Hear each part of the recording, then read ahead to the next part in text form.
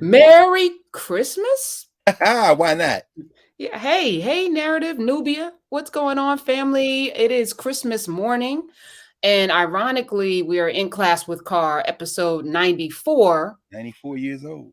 Last year, episode 43 landed on Kwanzaa, the first day of Kwanzaa, How December about 26th. that? I feel like, today's Saturday class landed on actual Christmas, How Christmas about morning. that? So we're here. That's perfect. How are you Merry feeling? Christmas.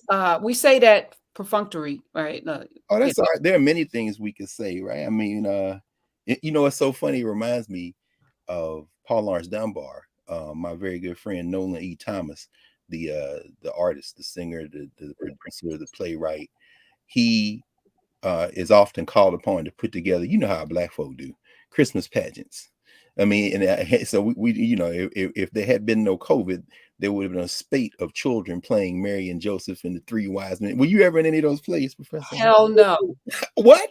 No. So What? What? I came into the church hard at 11, Hard. and You're I was calling hard. already like 5'10". Like I Oh couldn't yeah. really, Nah, yeah, you could be towering over a little yeah, baby Joseph. We yeah. can't really play no Joseph I in was, that. I was cute little. No, I was no, Yeah, but and then it had no non-gender casting, so you couldn't really switch it up. You could have okay, I got you. I got you. But he could have been the archangel. You could have been, unto us a child is born. I mean, these folks didn't have no imagination. You could have slayed that role. You understood the assignment. You could have come in and slayed. Oh yeah, no, no. wait, did you have the? Were you little Oh yeah, Joseph? we were, but like countless Black children. We were all in the Easter plays, the Christmas plays. I don't even remember. I was in the play one time when that was Easter. We'll have to talk about that Easter for the National Baptist Convention. Reverend Jemison, who was the National Baptist Convention chair, his daughter Diane Jemison was the playwright, and we did the Easter play. And we had the audition. By that time, I was about 13, 14 years old, and now these are thousands of delegates from all over the country. I think we were in Milwaukee, St. Louis, whatever it was that year. And I auditioned for Moses, but they made me Aaron because they said Moses was not well spoken. So therefore, No. which was cool. I enjoyed it because I felt bad because I got my first insight into casting as a young child. But our little troop at Canaan Avenue Missionary Baptist Church was called the In God's Name Players. My dear friend and brother Robert Smith, I knew it. still an attorney in DC, in Nashville. He and his daughter Nita, his wife Nita. That was many years ago. That generation is what we do. And for everybody in Nubia right now, around the world, and those who'll be watching in a minute, Christmas morning, if y'all want to join us on a very relaxed morning where folk have been your young people been ripping open packages, and I hope none of y'all gave credit to some random white man in a home invasion overnight, rather than your hard-earned effort. Although Christmas feels much more increasingly secular, doesn't it? I mean, is that your feel for it? And I'll come back to what I was talking about in a minute. It just doesn't feel like a. It's interesting. Like when I discovered that it wasn't Jesus's birthday, I started having this conversation with my parents about the process, and the commercialization, and how I'd rather, like, let's have breakfast, play cards, Scrabble, spend time together, exchange a gift or two, but let's not go too far, and that became a tradition until my dad died. That actually his last Christmas was really special because he, we did a little bit more. But yeah, it is very secular, and I think it's always been secular. If we're being honest, I agree. it's I agree. been very little about Jesus. I agree wholeheartedly, and it's very interesting because what you've described, I think we're doing more and more of. We're doing more and more of. You see us.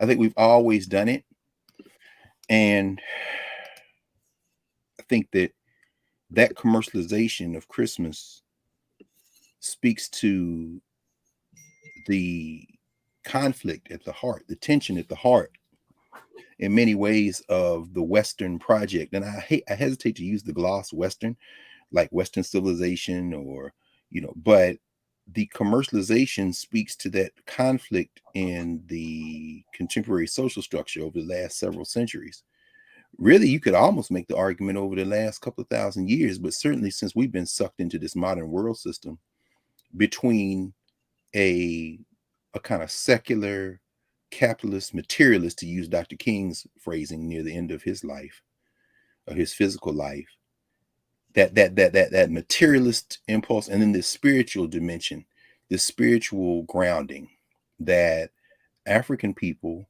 indigenous folk, many who become absorbed into the concept of European through the modern world system, had at the center of our lives. And a great deal of it may have to do with the way the societies are organized in the modern world system, because it really is a system that's built on greed and avarice, on possession.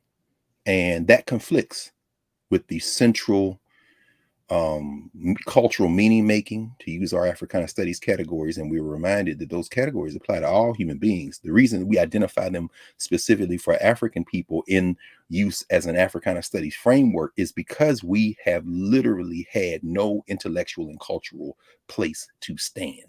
We have to, people say, oh, I'm doing Black studies. You're not doing Black studies if you're not embracing a methodology that gives us a place to stand.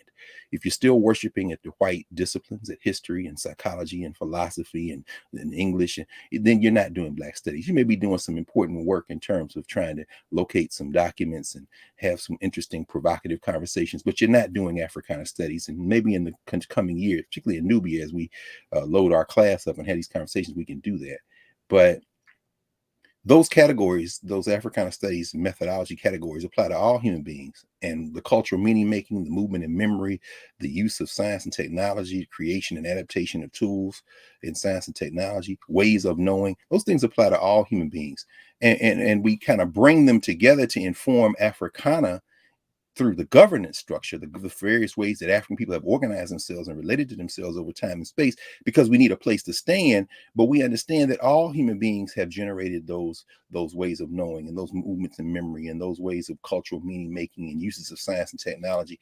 And that the social structure that we find ourselves in the contemporary world is one that is born out of this insatiable greed, this expansion out of a particular part of the world, but something that comes to shape and frame in many ways the entire human population, and may even lead to our extinction as we still sit separate from each other here in the wake of by us and human beings pushing against nature and nature pushing back. Somebody remarked the other day to me, and I thought it was interesting. They said, what if human beings are COVID and the earth is trying to cure itself? So at any rate, I mean, it makes perfect sense to me. Let's sit in there for a minute. And while it may not be Jesus' birthday, it is Taylor's birthday, one of our Nubians, Sister Johnston. Happy birthday. Happy 27th birthday to her daughter, Taylor. All right. Happy birthday, Taylor. I hope you get double presents, because you know how them birthday babies go around Christmas time. They be taking an L. Some of them. Baby, go ahead. No, I mean, yeah. What if, human beings, and let me just say this. I feel, and I don't know if this is right. It's just a feeling. But some of us, I feel, have evolved. Oh, no question about it. Like the Homo sapien is the defective. And then there's another version. And I think about this when I read The Half Has Never Been Told. Yes. And when he's describing Patsy picking 500 pounds of cotton a day, this little slight Black woman, and what was required of her brain to do that she was able to separate the hemispheres of her brain, and that within a generation evolution happened through torture. Torture created an evolved person. And I think about that in the framework of Black people in general, and what does that mean? And the capacity to forgive and love and laugh in spite of horrors. Kim Potter gets found guilty. We're relieved. At the same time, we're like, yeah, but how do it free us? And is this like there all of these questions, and yet every day we get up with joy, most of us. We have community and family in the midst of all of the insanity of like this world that's been sat upon us. We find our ways. We find ways to make chitlins taste good. We find ways to take your crazy holidays and build family and community through it. We find a way to take your horrible history and find ourselves in it. And then here you come with the the ways of knowing and the governance and this. It's just maybe you're right, and maybe some of us are evolved. That's Okay. Oh yeah, no question. We have. possible. Well, if we don't, we definitely evolve. We've adapted. I mean, and, you know, as we talk about in our introduction to African Studies class, you know, we start with this. In fact, um, you know, we have 6 what we call framing questions. The first question is, how do we undertake the study of Africana experiences? So, how do we even approach the idea of thinking about ourselves in time and space over time and space? And we come after several weeks of thinking through answering that question, reading, discussing. You know, I'm gently kind of accompanying the students to the answer that they will apply to the rest of the framing questions, the other 5. And the answer they will apply to those questions by going through a very small version of the experience that I went through with my comrades as we thought through and argued and debated and then consulted and had sat with folk. These conceptual categories. The answer in one sentence is we apply these 6 conceptual categories to answering the next 5 questions. So the first question we ask ourselves, how do we even start?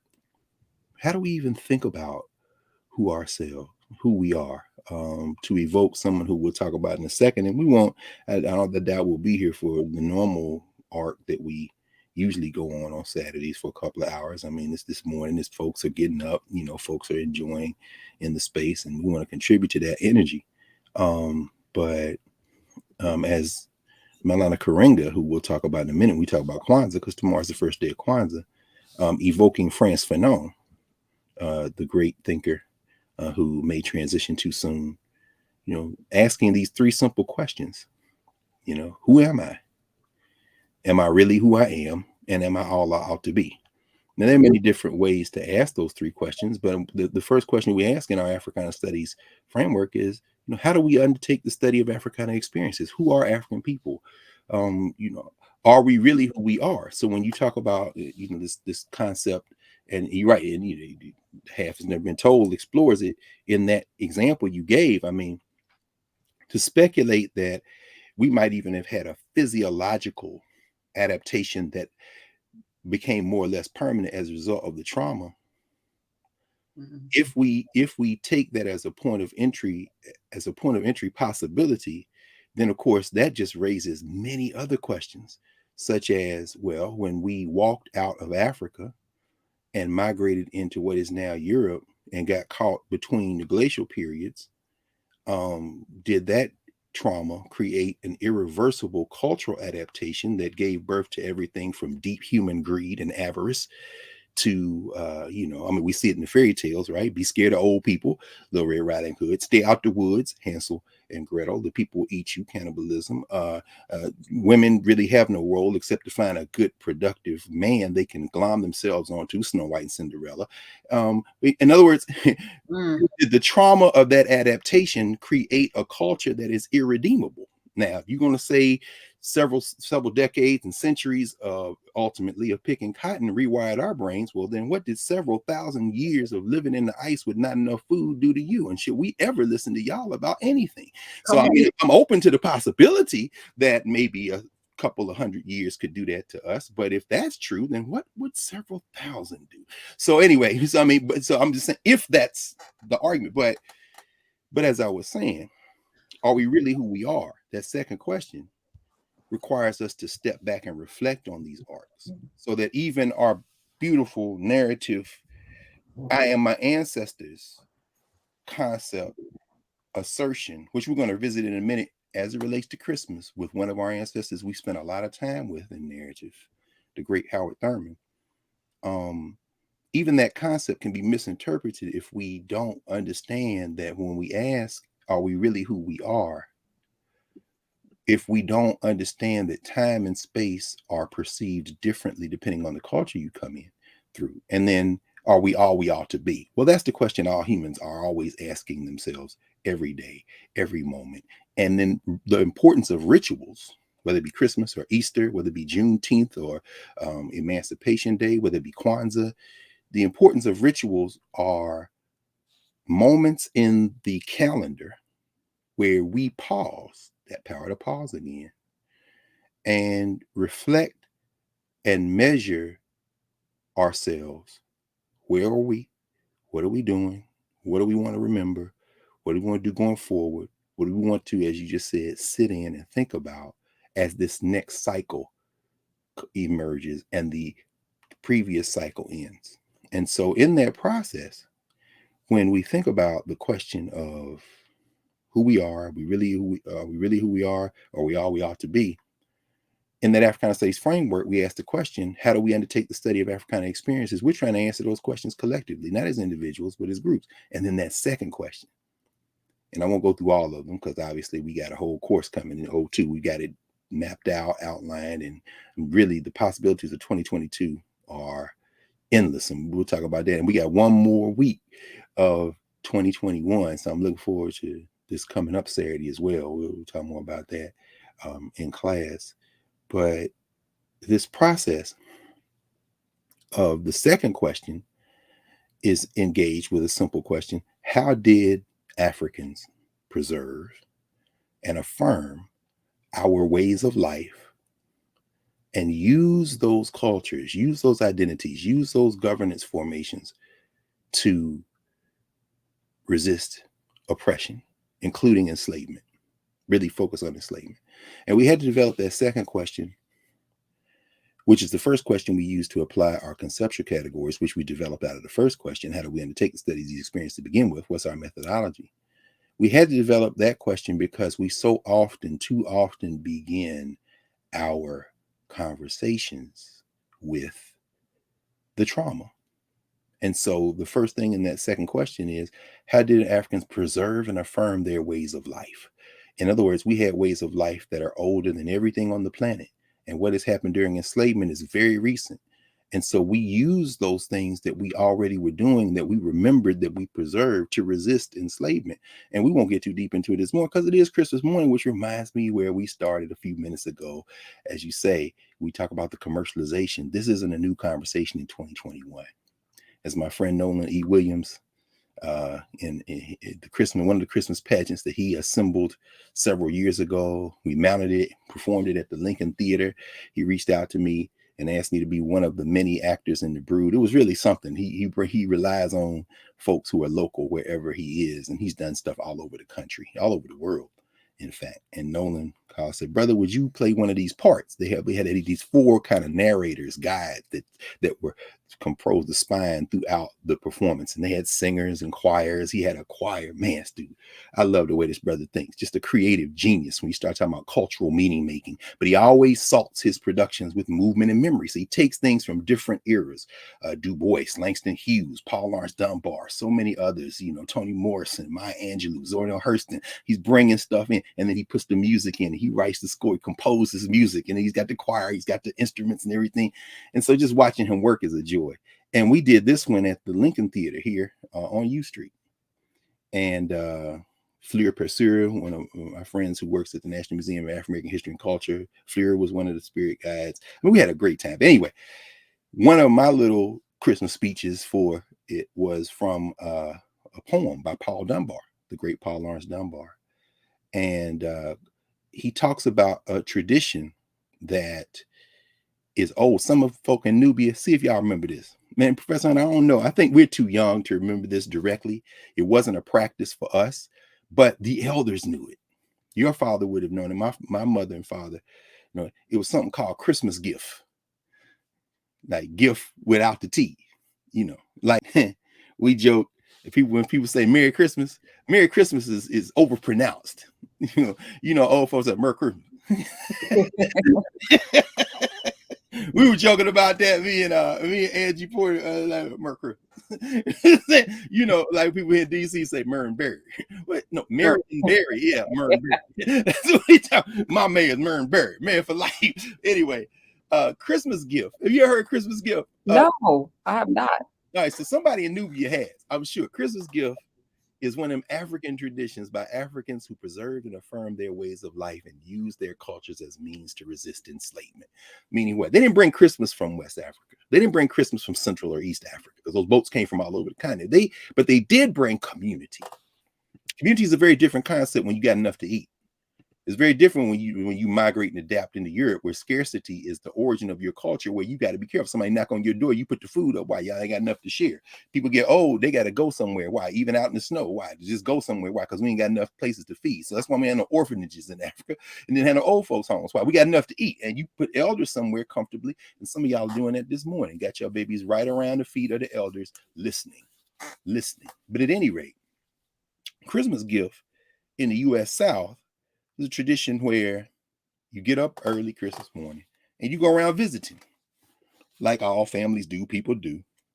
And when you see somebody, you yell Christmas gift before they could yell Christmas gift. And some of y'all may know what I'm talking about. That means that you're going to give them something before they get the chance to give it to you. The whole spirit. In other words, you're not going around trying to collect gifts. You're going around trying to give them. So Christmas gift, I got you here, just for you. And so, in the Paul Laurence Dunbar wrote a poem about the Christmas gift, and that was one of the poems that Nolan required me to memorize as one of the four who guided us through to the end. And then he got B.B. Winans to come down and sing the final song. So I mean, B.B. Winans coming. Yes, I mean this is me, producer writ large. So one of the phrases in the poem on Christmas gift, Paul Laurence Dunbar. It's Paul Laurence Dunbar now writing at the turn of the century. Paul Dunbar says, he talks about how you walk in, say Christmas gift, and then Dunbar said, now those words are rarely heard. Merry Christmas is the word. What he's saying is, even Dunbar, this is over a century ago. Paul Dunbar is like, it used to be Christmas was when you gave stuff to people and you took great pride in giving stuff to them for they could give something to you in a different spirit. And he goes through how, you go through Christmas walks with your companion and the snow is there, people, and you going around Christmas gift, Christmas. And he said, now those words are really heard. Merry Christmas is the word. And he says, there are things, sometimes I sit and I long to see Christmas how it used to be. That's from somebody, Dayton, Ohio, you know what I'm saying, who's reminiscing. He's talking about the commercialization of Christmas even then. And so, and we talk about in a minute, we'll talk about the commercialization of Kwanzaa, but yeah, we're in a moment now where it feels a lot more secular, but I don't know that that's necessarily a bad thing, because Christmas as we know it is, how can I put this? The way you've described it, the way you all created it, I think is very much more important, because Christmas is really a car crash. I use that metaphor car crash a lot, and I know that it's kind of jarring, but I like the metaphor because I think to me jarring is part of the thing we have to do. We need to be shook out of some of these things. The Christmas car crash is a crash between European traditions, as we know, and the traditions of the rest of the world. I mean, we know when people talk about the birthday of Christ, I mean, we know Christ's birthday wasn't the 25th. We know that in many ways, and we won't talk a lot about that because that ain't, this morning. And plus we've been here now, and we'll talk about this more next week. All of the sessions we've had, we got into a deeper dive on this before. We talked about the Shakamusabara Shango, and and now we're in the process now of looking over the arc of everything we've done, and it's really quite remarkable. But so we won't get too deep into that. But you've got an empire, you've got a Roman Empire that is determined to maintain control. So the reason that the 25th of December, which is a calendar that's already thrown off by two emperors, Augustus and Julius Caesar, sticking their names in the calendar. So Dece, like the decimal system, means 10. It's supposed to be the 10th month. It's the 12th because they stuck their names in. But the reason you put it here is because this is the solstice in the Northern Hemisphere. The 21st through the 25th These are the shortest days of the year, with the 21st being the shortest day of the year. And so what you really have is a rebirth of the sun for these people of Europe. In other words, it's cold. This is the coldest it's going to get. This is the shortest the days are going to get. We're kind of depressed. So let's bring some of this warmth into the home. The Yule log, for example. You start talking about Yule time. What is Yule time? Yule log, you go bring a big piece of wood and you burn it.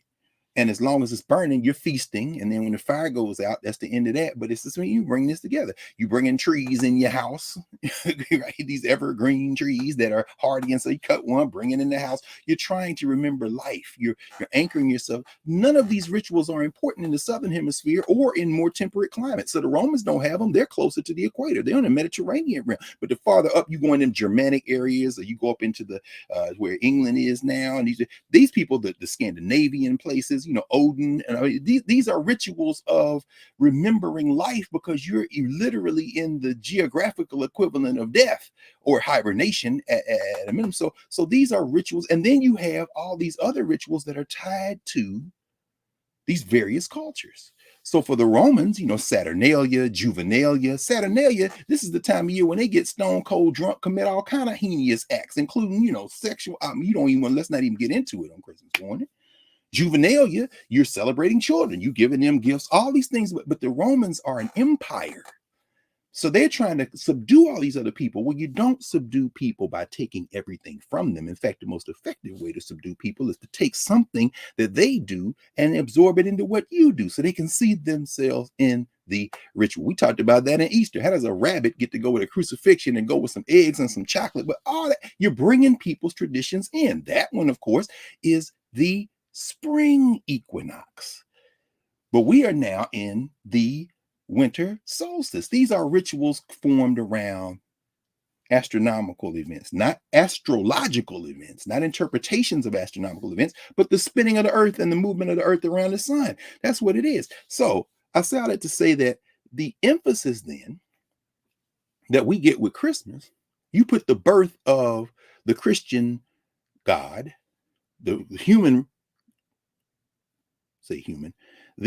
human representative of God on earth, Christ, you sync that with the birth rituals of all these other manifestations of divine in these various European ways of knowing, whether it be the Romans, whether it be the Scandinavians, whether it be whoever, you name it, the Germans. I mean, they got all kind of names, right? And you put all those things together and you say, okay, in the form of Christ's birth, you have that. Fine, no problem. You can put the birthday wherever you want. Because see, the Romans couldn't get rid of the Christians. After centuries, they had been trying to get rid of these Christians. They couldn't get rid of them. So what did they do? They absorbed them. Because in the story, if they had been Christians from jump, then this poor non-white couple trying to find a place to have a baby wouldn't have been having a baby on straw in a manger. Because why were they in the beginning? Well, they had to come pay their taxes. Why? This is an empire. You got to come pay your taxes. That's why you had to leave your house, while your baby wasn't born in your bed. And of course, then they got to absorb these other traditions, which are old, the oldest traditions.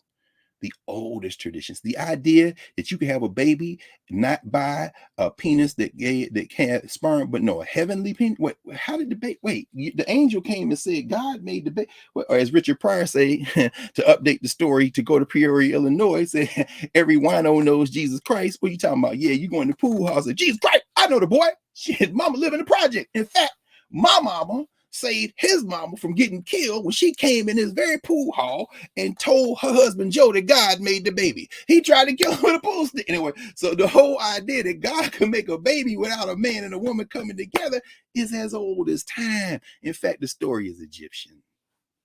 The story is Egyptian. I have stood with my brother Mario Beatty and my sister Valethea Watkins many times in one of the many places in the Nile Valley where it is inscribed. And we will go there together, Professor Hunter, all of us, when we go to Abydos, a place called Abydos, begun by Seti the First and finished by his son Ramses the Second. Standing there, and you look on the wall and you see Osiris laying down, and you see his erect penis there, and you see at his head is his wife, Aset or Isis. At his feet is their child, Heru or Horus.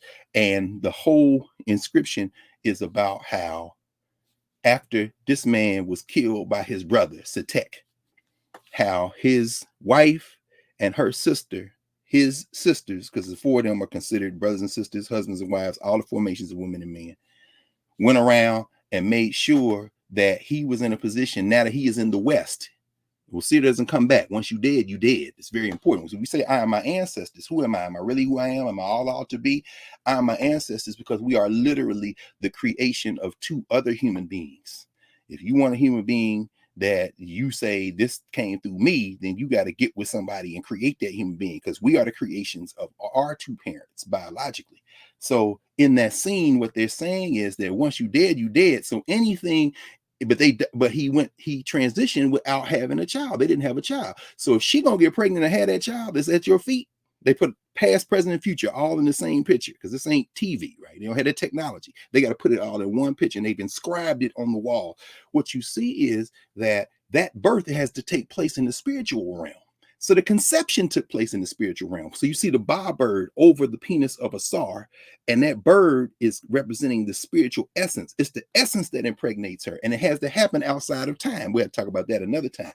That's where Jehudi comes in, but that's a whole. These are allegories. This didn't happen in the material world. This is a story. This is an allegory, just like the birth of Christ is an allegory. People looking for, is this the birthplace of Christ? You looking with these eyes. You need to be looking with the inner spirit. Don't try to reduce, as John Henry Clark says, stop trying to read the Bible as a history book. It's a book of allegory from a lot of different places. So finally, in that Egyptian conversation, what you see is that they have this conception takes place in the spiritual world. And she gives birth in the material world to Heru, who grows up to balance what has happened to his parents, particularly to the death of his father. So he subdues his uncle, but you can't kill your uncle. It's still your uncle, but he subdues it. And it's, what is it a metaphor about, among other things? It is a metaphor about the triumph of right action over incorrect action. The uncle represents incorrect action. What the father, mother, and son represent, father, mother, son. That sounds like a trinity. We ain't gonna get too deep into this morning, because we're gonna see that too later on when the Romans absorb this stuff. What they represent is right action. So right action, and in fact, what they are all metaphors for is each of us individually, because we all got that Satek energy. I want to kill you. But then here come that Wosir, Aset, Heru energy saying, hold on. But if you don't maintain that status, we often still erupt with, I'm going to kill you. Meaning what?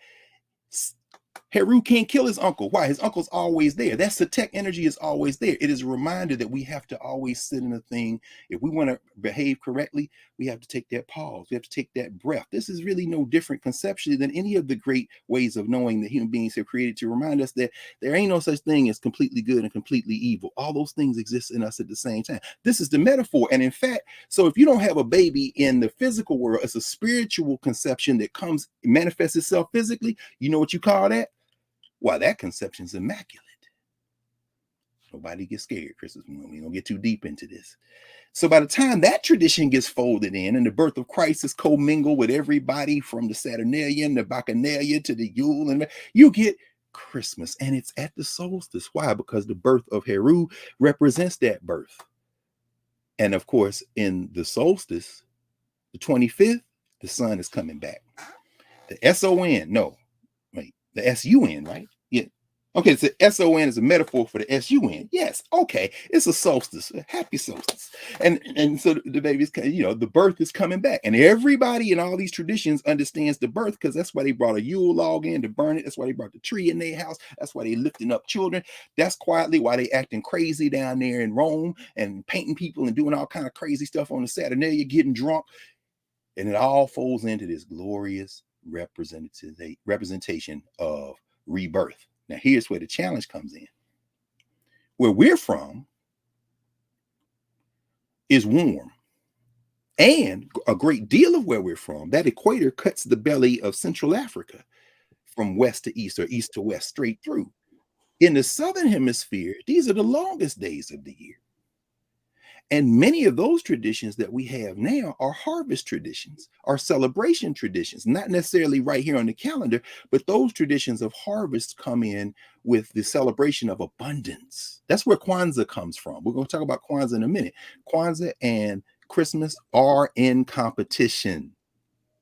And Kwanzaa and Christmas are not in competition. We can hold these two things in our mind at the same time. We cannot reconcile the fact that Kwanzaa was born as a ritual of resistance. Resistance. Now these things are never heard.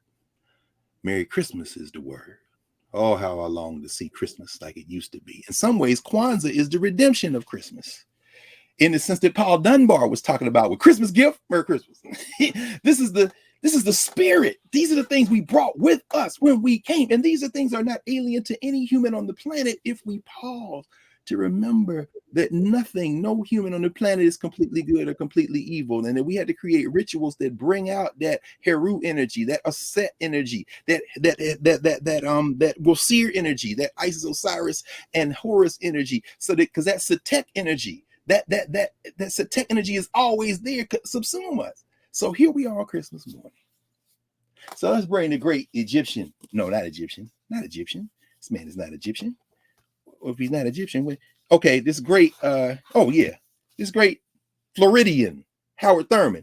All of Howard Thurman's, many of Howard Thurman's writings on Christmas, he put together in a little book called The Mood of Christmas. And I love the mood of Christmas because what he's able to do in the mood of Christmas is to talk about how let me just read it. Let me just read it. I love what Howard Thurman has to say. Let's go to page, I think it's 54. The strange irony. Here we go. In our Africana studies framework, our first two questions are the social structure question. Who are Africans to other people?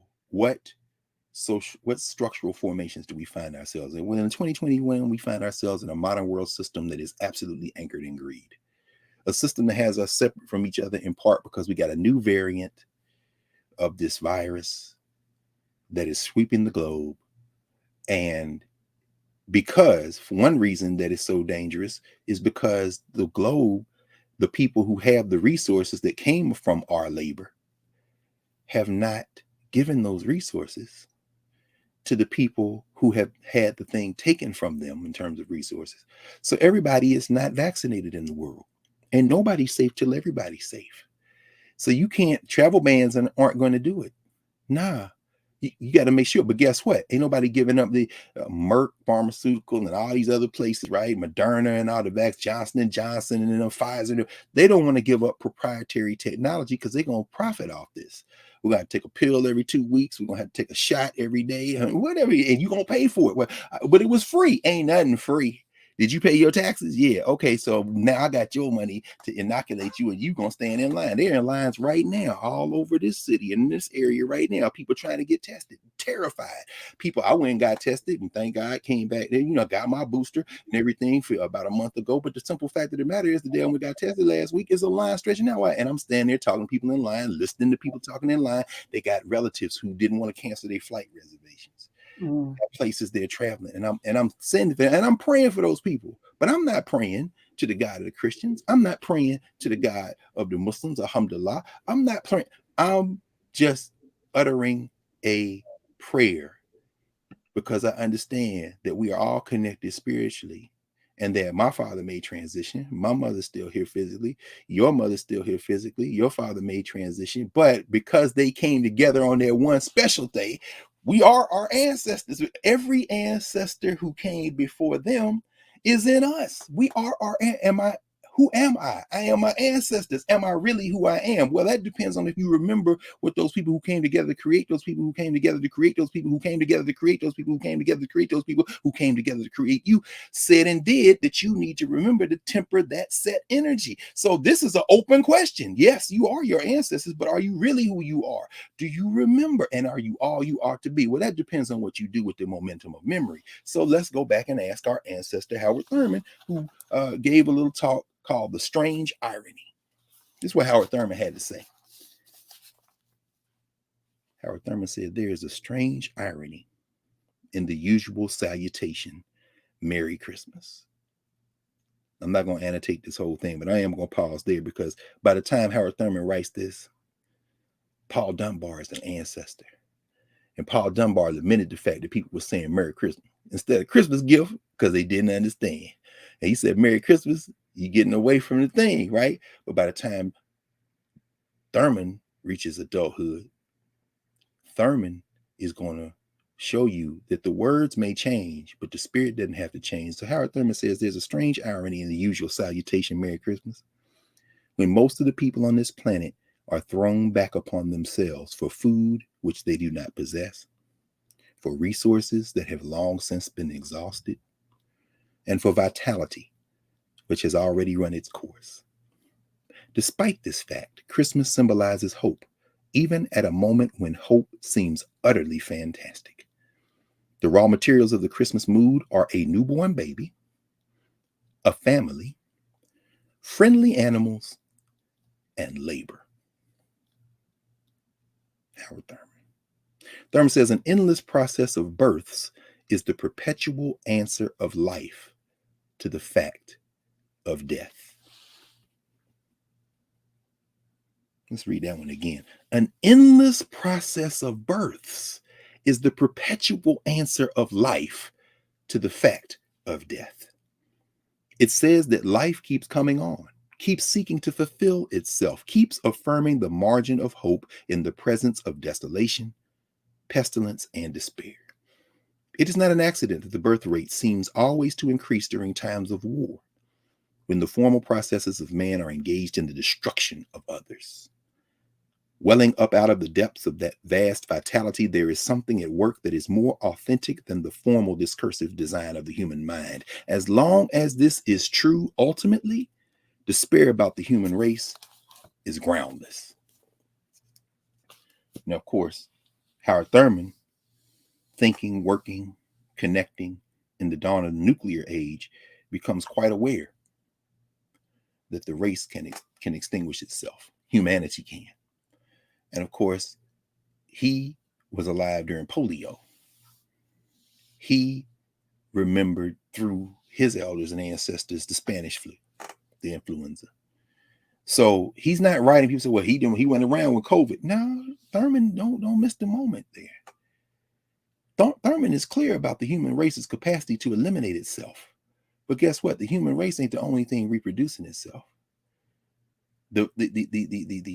The arrogance of humanity to think that we are somehow the sum meaning of existence is a very Western concept. It's a very Western concept. Another reason why Christianity is much too small. Islam is much too small. Judaism is much too small. No way of knowing that we would call religion is large enough to capture the reality. As Howard Thurman writes elsewhere, human beings create religion to give ourselves a little handle that we can put out into reality and try to have something to hold on to so we can move concepts around. But ultimately it's just that little handle. We don't have the capacity. What we can do is be still and sit in it. And Christmas becomes a ritual where we sit still in it. So it's very important for us to understand that in a moment like this, we have to be reminded that there's a lot of people that woke up this morning with no expectations and just with a desire to make it to sunset. And where's that Christmas gift spirit Paul Dunbar was talking about? Where's that Heru spirit to step in the way of Satek energy and intervene for these people? Not to give them a warm meal today and go back to our houses and say we did our good deed. No, as Thurman writes elsewhere in here, the mood of Christmas, he said, this is a ritual where you remember what you're supposed to be doing them other 364 days. Or at least it should be. He said the elements, you heard those elements. You got this baby. What does a baby represent? That baby represents the future. That baby represents the possibilities of creation. And that baby represents the ancestors. Oh, it wasn't Sears Miles. Who wrote that book? Jack Miles? Was it there's a book several years ago. It's called Christ, A Crisis in the Mind of God. I love how Europeans organize everything around crisis. The whole idea was the thesis of the text, and one of the theses of the text, the central thesis, is that, the creator in this Christian-centric version of reality, that handle, is having a crisis. The creator itself is having a crisis. So it creates Christ as a way to resolve the crisis. So, how Christ is treated ultimately becomes a balance, a metaphor for reality itself. So the baby is born in terrible circumstances. The empire going to try to kill the baby initially by killing all them babies, and the baby survives by fleeing deeper into Africa. And interesting metaphor there in itself in terms of Egypt. But and then of course the baby, working class, working poor baby, grows up in various circumstances that most people in the world grow up in, but kind of resource poor but loving community. Then the baby confronts the bourgeoisie within his own group. So those of you who think, well, Christmas, no, Christ is anti-bourgeois. That's a crisis to resolve right there with us. Because them representative Negroes, them Pharisees that the young Christ came up in the temple, like, what y'all talking about? Okay, yeah, nah, that ain't what that is. This boy right here, we got, you little smart ass, huh? Christ is Jesus. Nazarene, yeah, Daddy Carpenter. Get the hell out of here, boy. Where did you go to school? I went to Harvard. I went to Howard. And you, you just a carpenter. Okay, all right. You come, but you know more about this than I do, huh? Because you can read books, huh? Well, you been in Nubia? You been hanging out in Nubia, huh? You think everybody can read books? No, I'm the law around here. Then you get a little older. Next thing you know, he gonna put some of that knowledge to action. Well, I am my father's son. I'm my mother's son. I'm here to heal y'all. Coming up, walking through, committing all these crimes against the state. I'm sorry, crimes against the state. You healing people? You bring people back to life? The hell you talk? Wait, you touched George Floyd? He got up out the street? No. Oh, you touched you touched Kim Potter's gun and it fell to her side and she never shot Dante right. This man must be put to death. And then what happens? The COINTELPRO kicks in. Why? Because you can't get at a guy like Christ from outside. You gotta have some Negroes on the inside. So who's the feds on the inside? Come Judas. I got you, pay me. He gonna be in the garden. Whomsoever I shall kiss. That same, he is Jesus. And that was one of my favorite lines in the In God's Name players. Whoever got to play Judas got to give that line. Whomsoever I shall kiss. That same. Nothing when you see a 11-year-old boy sneak up and say that. I was like, whomsoever I shall kiss. That same, he is Jesus. Hold him fast. I mean, so one of the reasons you have plays in church is to teach children not only these stories, but to give them the responsibility of undertaking the ritual. You got who is the feds in this role? The feds are COINTELPRO. This is the Negro Judas. Judas comes in and Judas can't even hang with the weight. Once he done that, he'd kill himself. Why? You know what you did, Judas and the Black Messiah, right? I mean, you take the title and you make the movie. You keep telling that story over and over again. And Christ, of course, is killed, and the rest is history. Why? Because after you die, you die. Now, I don't get too deep into this, but I don't know. Y'all remember, y'all good New Testament people. Y'all had to remind me because I'd have to ask our elder Jeremiah Wright. That's who I trust probably more than anybody on the planet right now if I want to have this conversation. Did Jesus Christ come back physically before he ascended? Well, the stone was rolled away from the tomb and the body was gone. Well, who saw it? Well, the lady says she saw it. And then okay, did you see it? No, I didn't see it physically, but this lady here says she saw. So all y'all relying on this. Okay, I ain't mad at you because the body is gone. You understand? And then, of course, he appears again, ascends, and now it's been, what is this now? About 1900 years or so. We've been waiting for him to come back, but we can keep waiting, or we can realize that if it's a metaphor, you ain't got to wait on nothing. If you are your ancestors, wouldn't that include Christ? So the whole idea, in fact, that's how they colonized Africa. These Europeans came in with this very limited handle of Christianity and told them Africans that you got to resort to Christ. And they was like, I don't know, no Jesus Christ. They said, no, sorry. Christ is one of your ancestors. Oh, okay. Keep talking. Well, he gave, he came from a mother. Oh, okay. All right, keep talking. Okay, he died, he came back to life. Okay, keep talking. Is it Jesus? No problem. Give me that name. Which I'm gonna take your hand and put it next to mine. Oh, this is Olodumare, and this is Eshu, and this is okay, no problem. Wait, where you taking me? Now they in Haiti. Now they in Cuba. Now, in fact, man, I am so happy. I finally got these. They're these 2 thick volumes. Hunting these, and I finally got them on sale. This is volume 1, the Encyclopedia of Caribbean Religions. This is volume A through L, and the rest Did you go and get those, or did they come in the mail? Well, they came in the mail. I couldn't. No, they came in the mail. Right? They did. I had this is the University of Illinois Press had a sale. But anyway, this is the map of the Caribbean, and this encyclopedia goes through all the ways of knowing in this area of the world where our ancestors was taken. So it deals with the indigenous. It deals Hold the cover up again. called the Encyclopedia of Caribbean Religions. Very interesting. Very, I mean, just a very powerful. This first volume is about 500 some pages. And, you know, it's got some color illustrations. Like, I mean, of course, it got Vodun. That's in volume 2. There's some of the, what they call the Veve, as they draw on the Haitian Vodun flags. And everything is in here. I mean, but I've only raised it because just to give people a little bit of a sense. In fact, let's just look at this one. This is from Havana, Souvenir of the Virgin of Charity of El Cobre. Go Mary.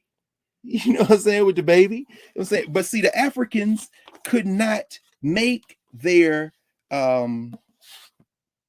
could not put their handle next to this European handle in the way that they conceived it, because now you're oppressed. So they hid it up under Catholicism. Caramblay, Vodun, Santeria, all the many different Lukumi, all the different traditions. Shadow Baptists, y'all do from y'all Trinity and Tobago folk. Y'all know about the Shadow Baptists or the Shango Baptists. I mean, all this stuff comes together. But the centrality of this family, this woman, this baby, this man, this physical man, and then this spiritual force that come, and then the people who are attracted to that. Howard Thurman lays it out. It's very simple. It's about family. And that baby at the center of the family, that baby is all the ancestors. So the Africans are brought into this European way of knowing, an African export, as John Henry Clark said, Judaism, Christianity, and Islam. African exports that get reinterpreted, and then the Europeans' interpretation of Christianity, after they've sent it through this cycle of the Romans absorbing Christianity and colonizing everybody else, they bring it back into Africa with their sickish interpretation. And but then we are able to take it, that second framing question, how did Africans preserve and affirm their ways of life and use their identities and cultures as means to resist oppression, including enslavement? They absorb them back into us. So Howard Thurman is speaking in a vein that Africans should very much recognize these ways of knowing. So here we are on Christmas morning. And maybe we won't do a whole lot this morning. There's one ancestor I want to mention because he's fascinating to me. And then we covered this last year, but I want to take a moment to, because tomorrow, Umoja, is the first day of Kwanzaa, to talk about that ritual, that way of resisting oppression, including enslavement, including the apartheid that came after enslavement, the Black Power movement. Thank you, Jack Miles, Professor Hunter. She found it, A Crisis in the Life of God. Even that, I mean, I'm telling you, man, Miles, yeah, I don't have any regrets. I mean, what good would it have to have regrets? Howard Thurman writes about that in The Mood of Christmas as well, when he talks about the whole idea that, you know, when you're living, you understand that we're all going to leave here physically. So to obsess about whether or not we're going to leave here physically don't even make no damn sense. Yeah, we're not going to be here. We're not going to be here, you know? So in fact, remember we talked about Lou Rawls singing Have Yourself a Merry Little Christmas, and the original Julie Garden lyrics was like, you know, these are too depressing. Why? Because they reminding us that we might not be here next year. You understand? Well, hell, there's a whole lot of people not going to be here next year. In fact, the Kwanzaa calendar for this year from our dear friends, the Kwanzaa Collective in DC, they've been doing it a long time. They go to Kwanzaa calendar, Global African Celebration, Ancient to the Future. One of the things I love about these elders in the Kwanzaa Collective in Washington, D.C., who go back now over 50 years, they not only give you how to do Kwanzaa, what is Kwanzaa, you know, they give you a nice little thing, what to do, when to do it, you know, and those of you around the world, you know, Kwanzaa events, they got a pre-Kwanzaa event because it's the solstice, right? 21st is the solstice, and then they do the calendar. Oh yeah, they also put in the Kwanzaa calendar in DC, they give you important events for the rest of the year, major events for 2022. So of course, Juneteenth is on here. Malcolm X's birthday is on here. Black History Month is on here. The UNIA, Garvey's birthday is on here. We talk about Black August. All these things we've talked about in the last year.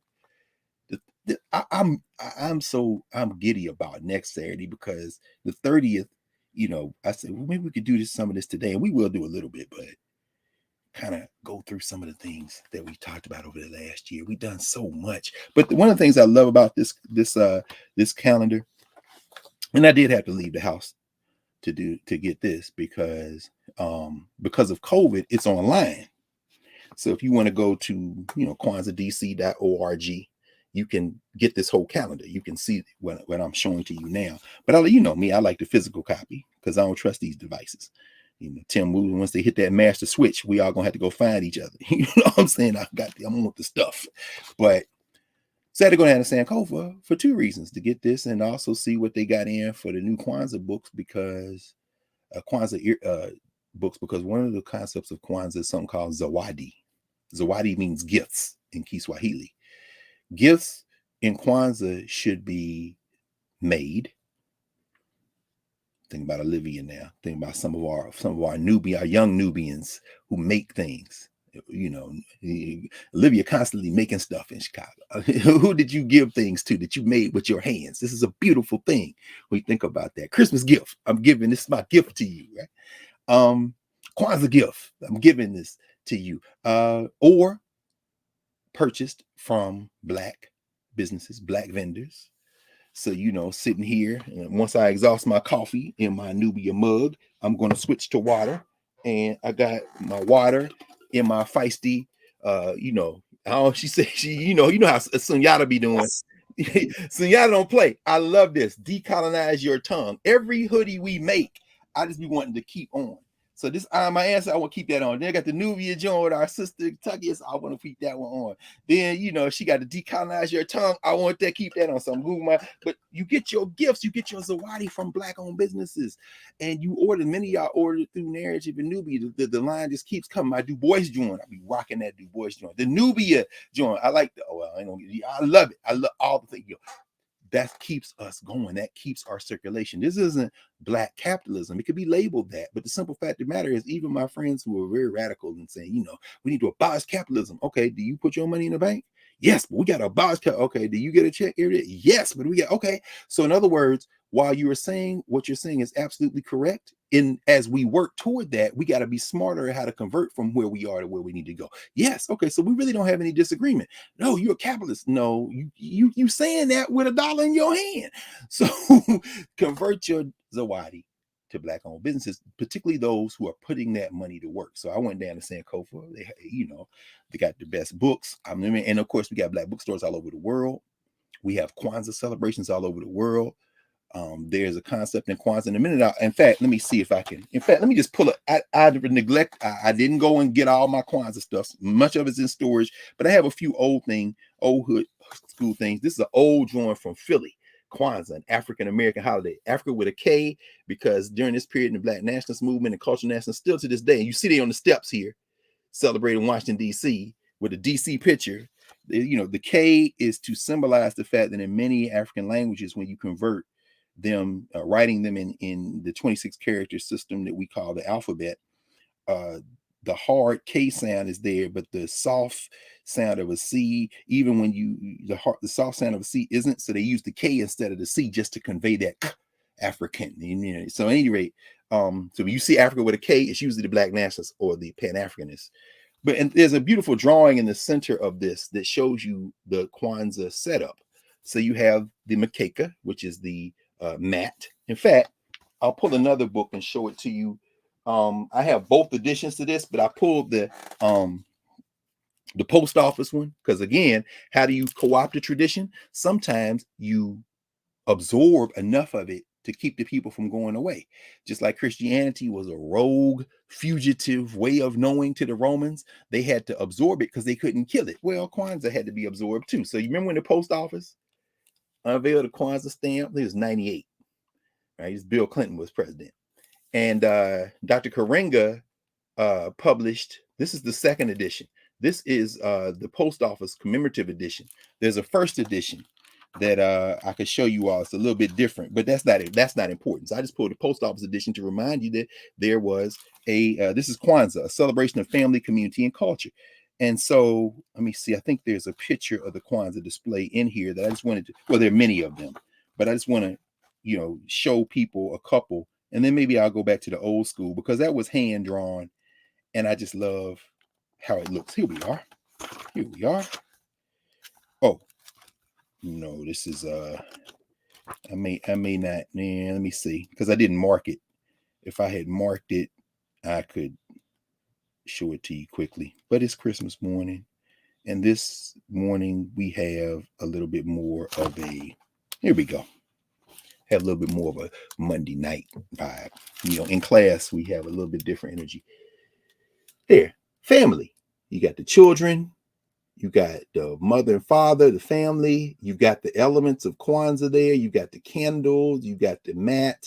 You've got the red, black, and green. You've got the fruit. And I'm going to go through all of those now so that everybody can have them. And in fact, on the cover, of course, going too fast, there's everything you see. So the mkeka, or the mat, that is the straw that you put as the foundation. Mkeka, the mat. It could be straw, it could be cloth, it could be whatever you have, but place that. That represents foundation. That represents memory. It represents the ground on which we stand to evoke our ancestor, the great Pittsburgh Hill District brother, the great August Wilson, Frederick Cottrell, my man, Ashe. We talk about the ground on which we stand. And we did a whole session on August Wilson. Right? You have the Muhinda. Muhinda is the corn. If you got corn, you put 1 ear of corn for every child. Why? The harvest, the fruit, the children. I believe the children are the future. You can believe that. You can also believe the children are your fate. If you don't nurture them. Why? But that corn is the result of a harvest, and that harvest is the result of a planting. Just like the seed was planted that came into existence as Heru, just as the seed was planted that came into existence as Christ, just as the seed that was planted that came into existence as the food we will eat today, the children represent our labor, the fruit of our labor. What did Howard Thurman say the fourth of those elements was? Labor. That's crazy. Labor. We have labored. So, and I hesitate to quote him, but since he said it, and that's the citation I usually use because it's one everybody else uses, even though he drew it from how the Africans preserve and affirm their ways of life and use their identities and cultures as means to resist enslavement. Our second framing question, Bill Cosby said, I brought you in this world, I'll take you out. But he only took that from what he had heard.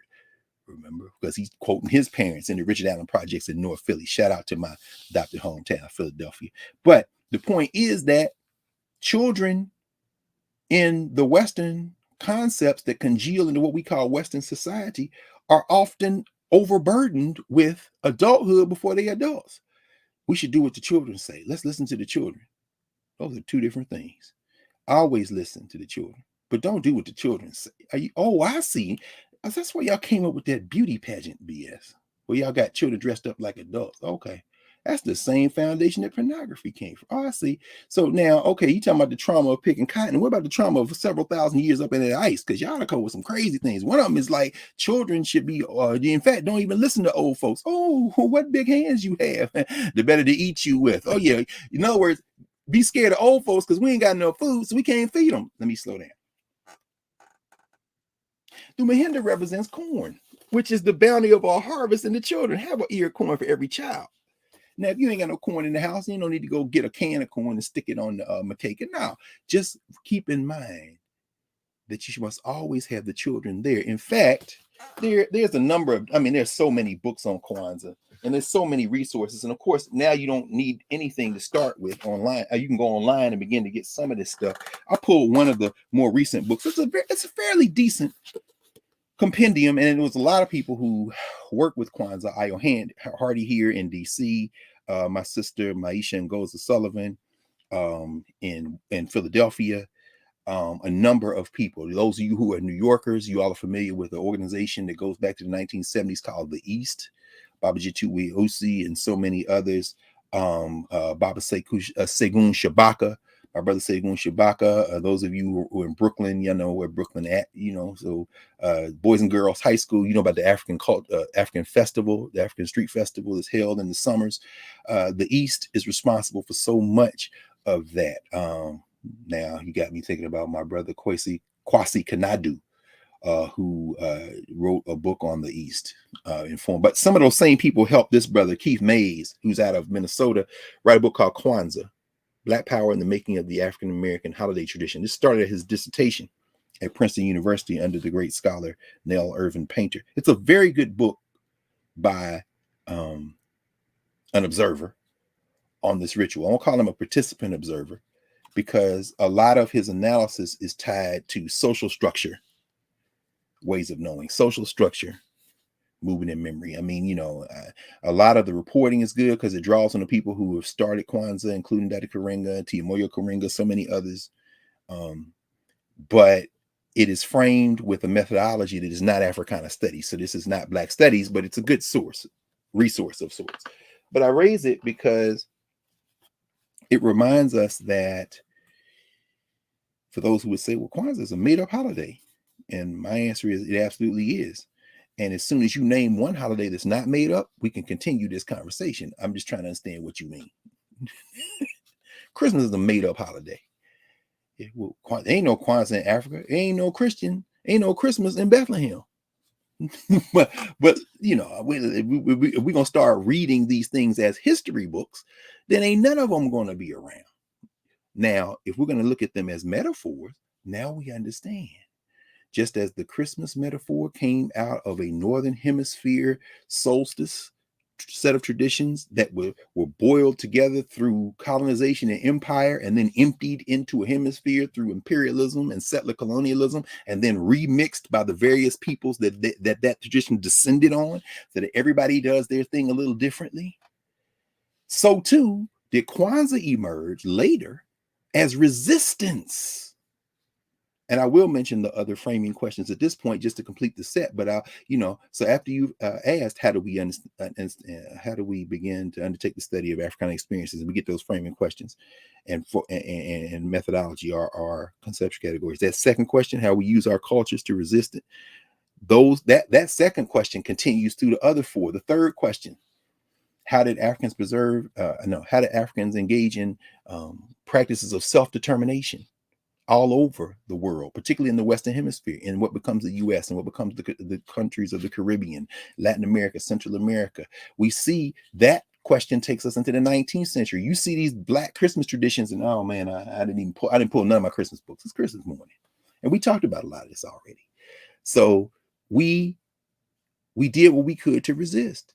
So Dunbar, remembering those days Dunbar remembers come through the period of his mother and her mother and father and their mother and father, who come through the lash, who come through enslavement, and who don't present everything they do to the oppressors who have them. Remember that we just passed the anniversary as one of my former students, now a brilliant young educator in Philadelphia, Sheree Hines. We had our Freedom Schools in Bongi on Monday, as we know. We talked about that in office hours. Y'all know Nubians. And last Monday was the anniversary of the publication in a book called Oak and Ivy, the great Paul Dunbar poem, Sympathy. I know why the caged bird sings. And I think about that in the context of another poem that Dunbar published called We Wear the Mask That Grins and Lies. It hides our cheeks and shades our eyes. This debt we pay to human guile. With torn and bleeding hearts we smile and mouth with myriad subtleties. Why should the world be overwise in counting all our tears and sighs? Nay, let them only see us while we wear the mask. Oh yeah, we smile, but oh great Christ, our cries to thee from tortured souls arise. We sing, but oh, the clay is vile beneath our feet, and long the mile. But let the world think otherwise. We wear the mask. Christmas Day, you don't invite just anybody into your house. You smile, you nod, you go back into what you're doing, because it's about that family, it's about that community, it's about that peace. And Kwanzaa, in many ways, was resistance to a world that had at the top of its list working black people to death, and then them working their babies to death, and then working their babies to death, and then when the system was not sustainable, freeing them into a market economy with no money, and then working them to death, and then working their children to death, and then working their children to death. And so Kwanzaa, emerging out of that long freedom struggle in this social structure, held up the stop sign and said, no, every ritual you have is organized around our inhumanity. So we're going to create one that it gathers together that momentum of memory, that gathers together how we preserved our cultures and identities and use them as means to resist. So as you took that Yule log, as you took that Christmas tree, as you took that St. Nicholas, as you took that Saturnalia and Juvenalia, we are going to take these corn ears. We are going to take the Mkeka. We are going to take the harvest festival from the Ghanaians and the Nigerians and the Kenyans. We are going to take this language, this trade language from the Bantu languages and the Arabs, and mix it together. And so we, beginning on the 26th of December, are going to ask a simple question. Habari Gani, what's the news? What is that? That ain't no, what is that? That's Kiswahili. I mean, what's the news? The news. And the answer in Kiswahili would be, Njema Asante, Habari Gani. I'm fine, thank you. How are you? But the answer on the first day of Kwanzaa is Umoja. Umoja, what that mean? That means unity, the black candle. The black candle. You light the black candle first. The black candle in the middle there. Oh, the middle, the black candle. You light the black candle first. The black candle. And when you light the black candle, Umoja. What is Umoja? And so I'm sorry, before let me get too far ahead of myself. Let's go back to our drawing. You put it in a candle holder, a Kanara. Well, I ain't got no Kanara. You can make one. Well, I can't make one. You can go to the black bookstore, Sankofa. You can go to the black vendors in the Kwanzaa markets around the country. The first major one in New York was at the Jacob K. Javits Center. St. Louis used to have a huge one. Those from St. Louis, you know my man Akbar Muhammad, who used to have Akbar's books and things. About many books from Akbar Muhammad over the years. Nation of Islam. I mean, brother Akbar, my God. L.A., the Bay Area that has an old Kwanzaa tradition. A lot of people a few months ago jumped on the Vice President of the United States. Said Kamala Harris said, yeah, I celebrate Kwanzaa. And they said, look, here she go again, fronting about some old shit. No, you better slow your roll, because if you remember where her mother and father went to school and what was going on in the Bay Area at the time and who her mother was very close to, she and her sister, Kamala and Maya, both. It was people in the Bay Area referred to their mother as Mama Shaimala.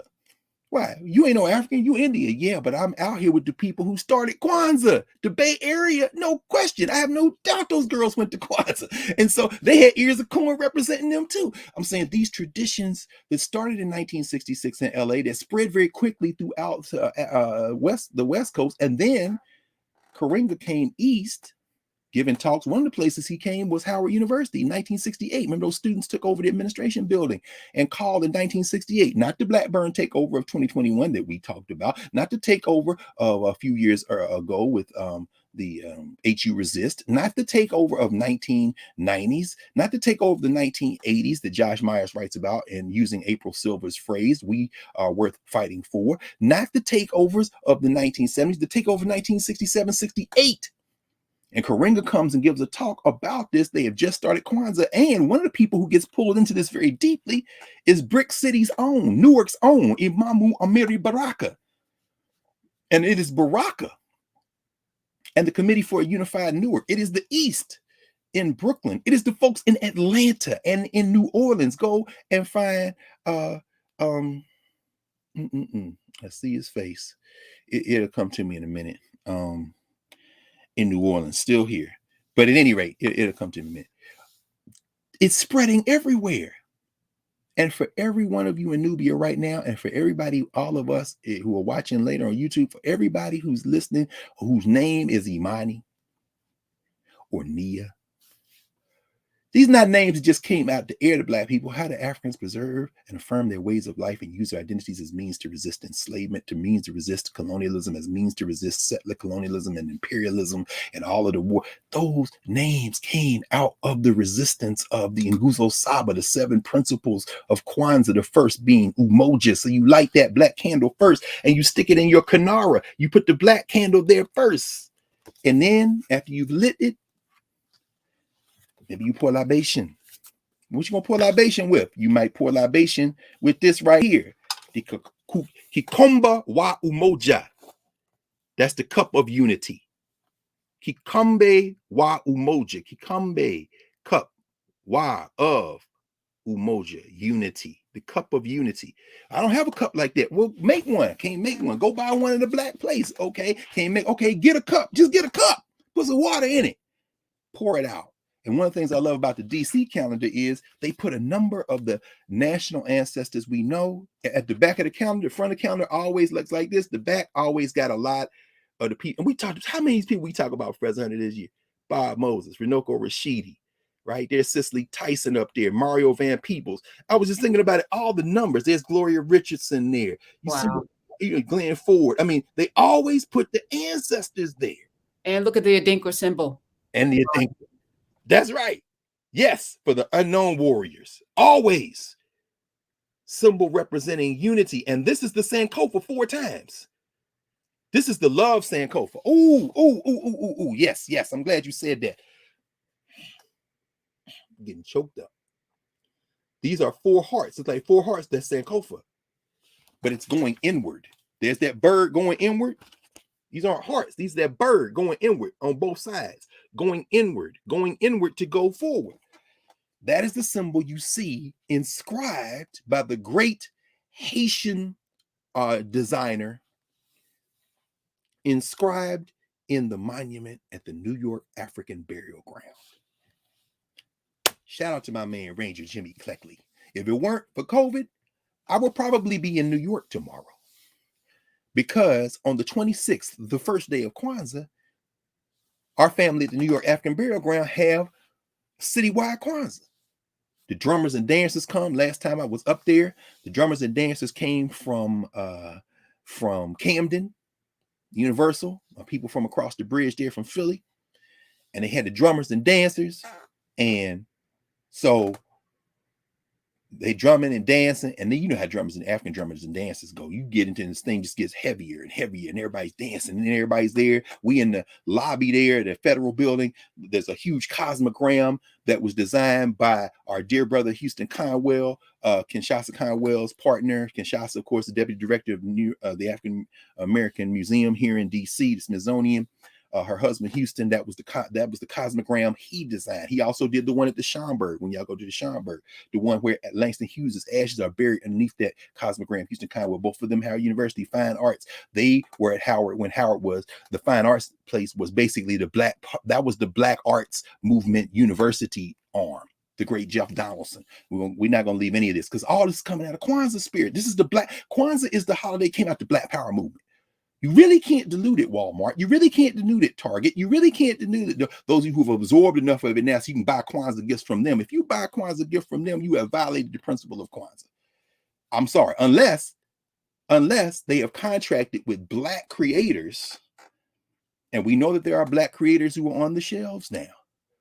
It wasn't just Sylvia's who put the soul food in the cans and stuck them in there. There are people, there are Black labels. So going to grocery stores, is Black owned? Okay, I'll buy that. Very important. But the point is this. So the New York African Burial Ground on 26th, they do the Umoja, and I've been honored to pour libation for that ritual and light the candle, light that Black candle. I remember maybe it's the last time I was there. It's been a couple of years now, a few years before COVID. And I just got an email. They're not gonna have the physical. They want to try to have the physical. Of course, Omicron shut that down. But they were drumming and dancing, and it's probably about at this point, probably about maybe 10 or 15 drummers, double that of dancers, and then the community is there. Probably maybe a couple hundred people in the circle, and people are still coming in. And it's one young bull, and I'm saying I don't know where he was from. I forget now. I forget where I asked him. It was Brooklyn, Harlem, wherever. You know, we in Lower Manhattan. And her mama's sitting there, you know, the elders are sitting around, the brothers are sitting there, you know, and she's got the baby. And this boy is he old enough to walk. So he's probably like 3 years old, 4 years old. He got his bubble goose on, you know, he maybe from Staten Island. Shout out to the Woo. Had his little, you know, joint, has his little stocking cap. You know how these little boys, he's sitting there. Now it's getting hot. Take off my jacket. All right, she got it off. Now he's sitting there. And you just see him squirming. He wasn't that old because he had a milk bottle. This little boy finally decided he couldn't be in his mama's arms no more. So fine, she just put him down. They're sitting in the first ring of people. And if y'all know the federal building where the New York African Burial Ground is outside, and then the visitor center is there where they preserve Ranger Cleckley and his people, it's a big, Cosmogram's huge. Y'all should look it up. And the people, we're all sitting around the Cosmogram. Now, I'm gonna pour a libation in a minute. I'm watching this little boy push his way now. Not even pushed his way, he done walked onto the Cosmogram. He stops. This is a true story. He stops right at the line. Cosmogram is that circle. We've talked about that many times. He's at the line, the Kalunga line, and his feet are at the circle marking Louis Armstrong's house. I'm looking at it because they got all kind of points there. They got points from all over the world, the African world. And then they got local New York places. He's at the line where he's watching these drummers. And there's a little boy in the Camden group, Universal, who looks around. He's his age, but he got on cowrie shells. He got his thing. He got his little feathered hat on, like the older men have, and he got his drum, and he just. So the little boy's just looking at you. The little boy never stops looking at this other little boy. Takes his baby bottle, turns the bottle upside down, puts it between his knees, and starts hitting the bottom of the baby bottle like he playing his drum. That is a true story. I ain't tell you what I saw that. I'm like, how did Africans preserve and affirm their ways of life? Who am I? Am I really who I am? Am I all I ought to be? That little boy. And so after, we finished the ceremony and we did it, man. I would just mind say, asked me, I said, look, you got to get him a drum. You got to get him a drum.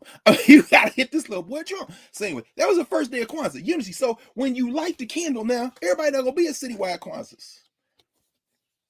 Those are some of my greatest memories, citywide Kwanzaas. Queen Mother Moore, Audley Moore. I understand that there's a book being written about Audley Moore right now, and that's very nice. It'll be another observer book on Queen Mother Moore. But I've been with Queen Mother Moore on her birthday. She would come to Columbus, Ohio at Kwanzaa celebrations.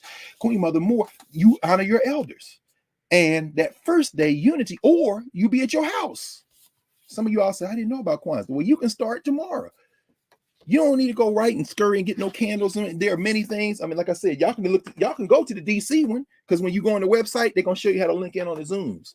So just come.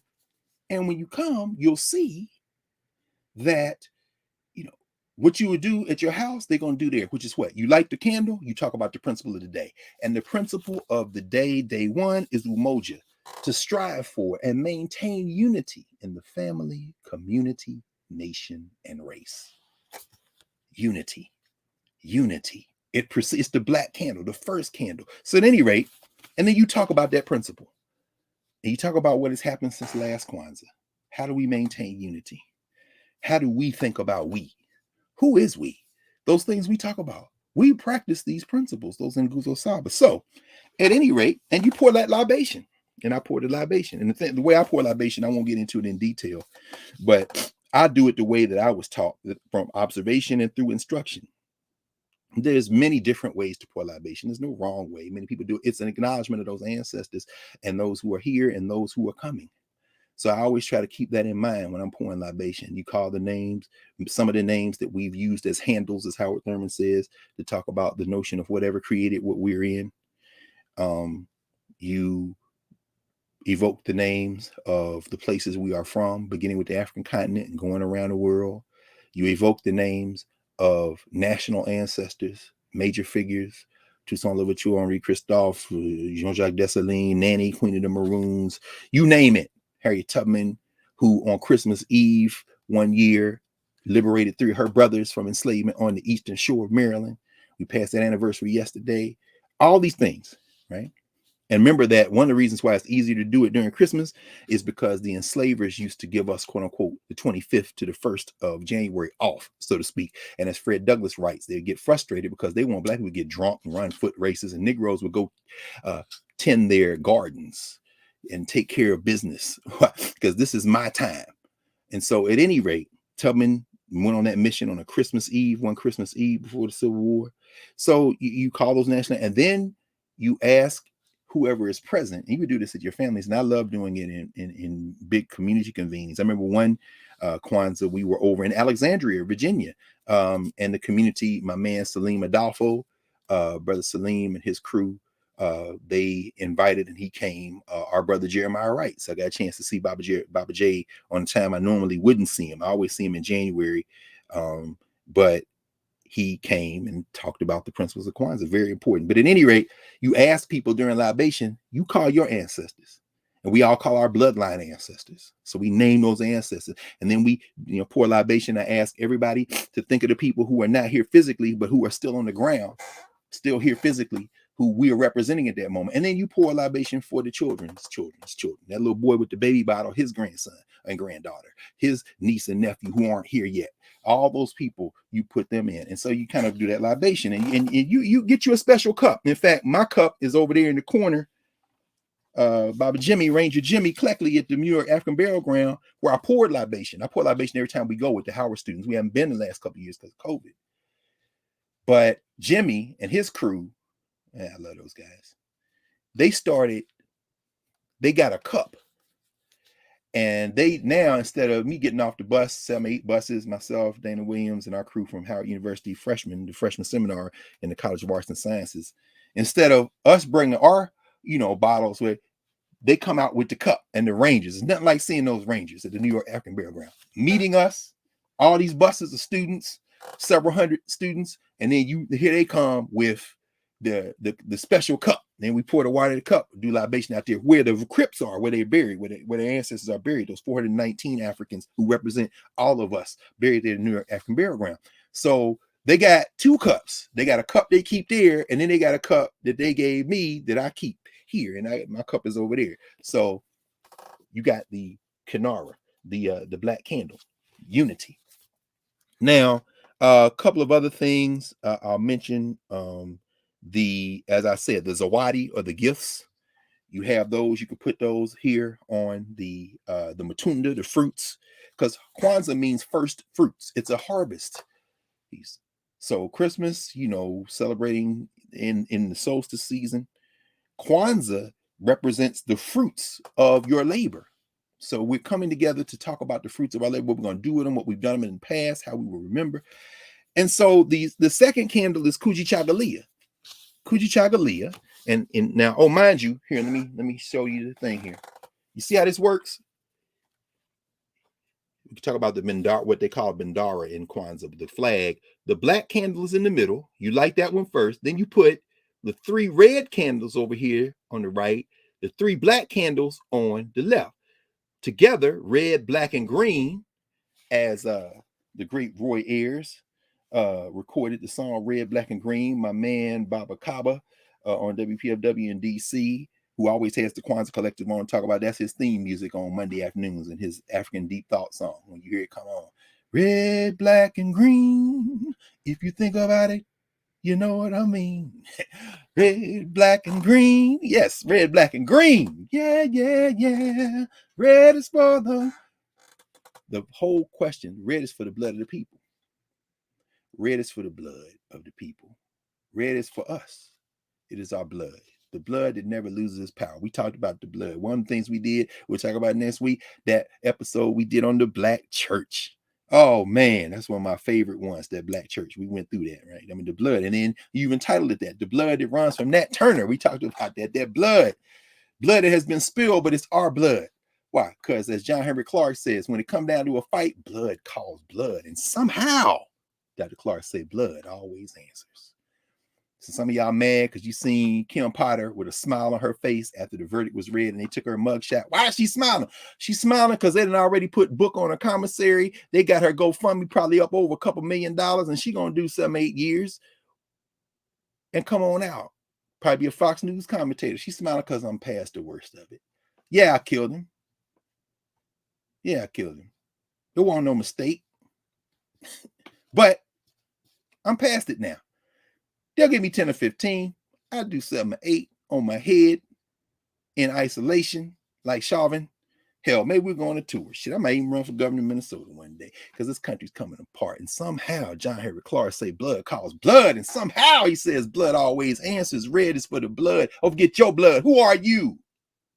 Red is for the blood. Black. Red also means struggle. Black is for the people. Unity, umoja, black, the first candle. The first candle, the black candle. Umoja, black candle. And green? Green is for prosperity. Green is for the fruits. Green is the color that represents the future and possibilities.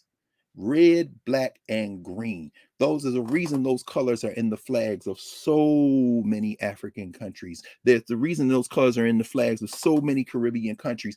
If not all of them, one or two of them at least. You see them throughout Africa and in Ghana. There's a reason that black star is in the middle of the Ghanaian flag. That black star is there because when the Ghanaians took their independence in 1957, that flag of Ghana is an echo of the red, black, and green flag. Those colors and that flag that represent those colors come from, I'm not going to get my red, black, and green flag, come from Marcus and Amy Garvey, the Universal Negro Improvement Association and African Communities League of the world, the Jamaicans coming into the African diaspora and bringing us all together. We talked extensively about Garvey.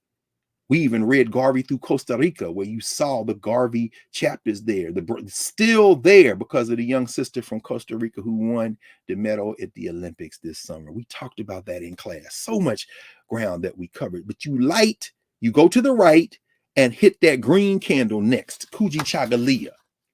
So you're gonna alternate.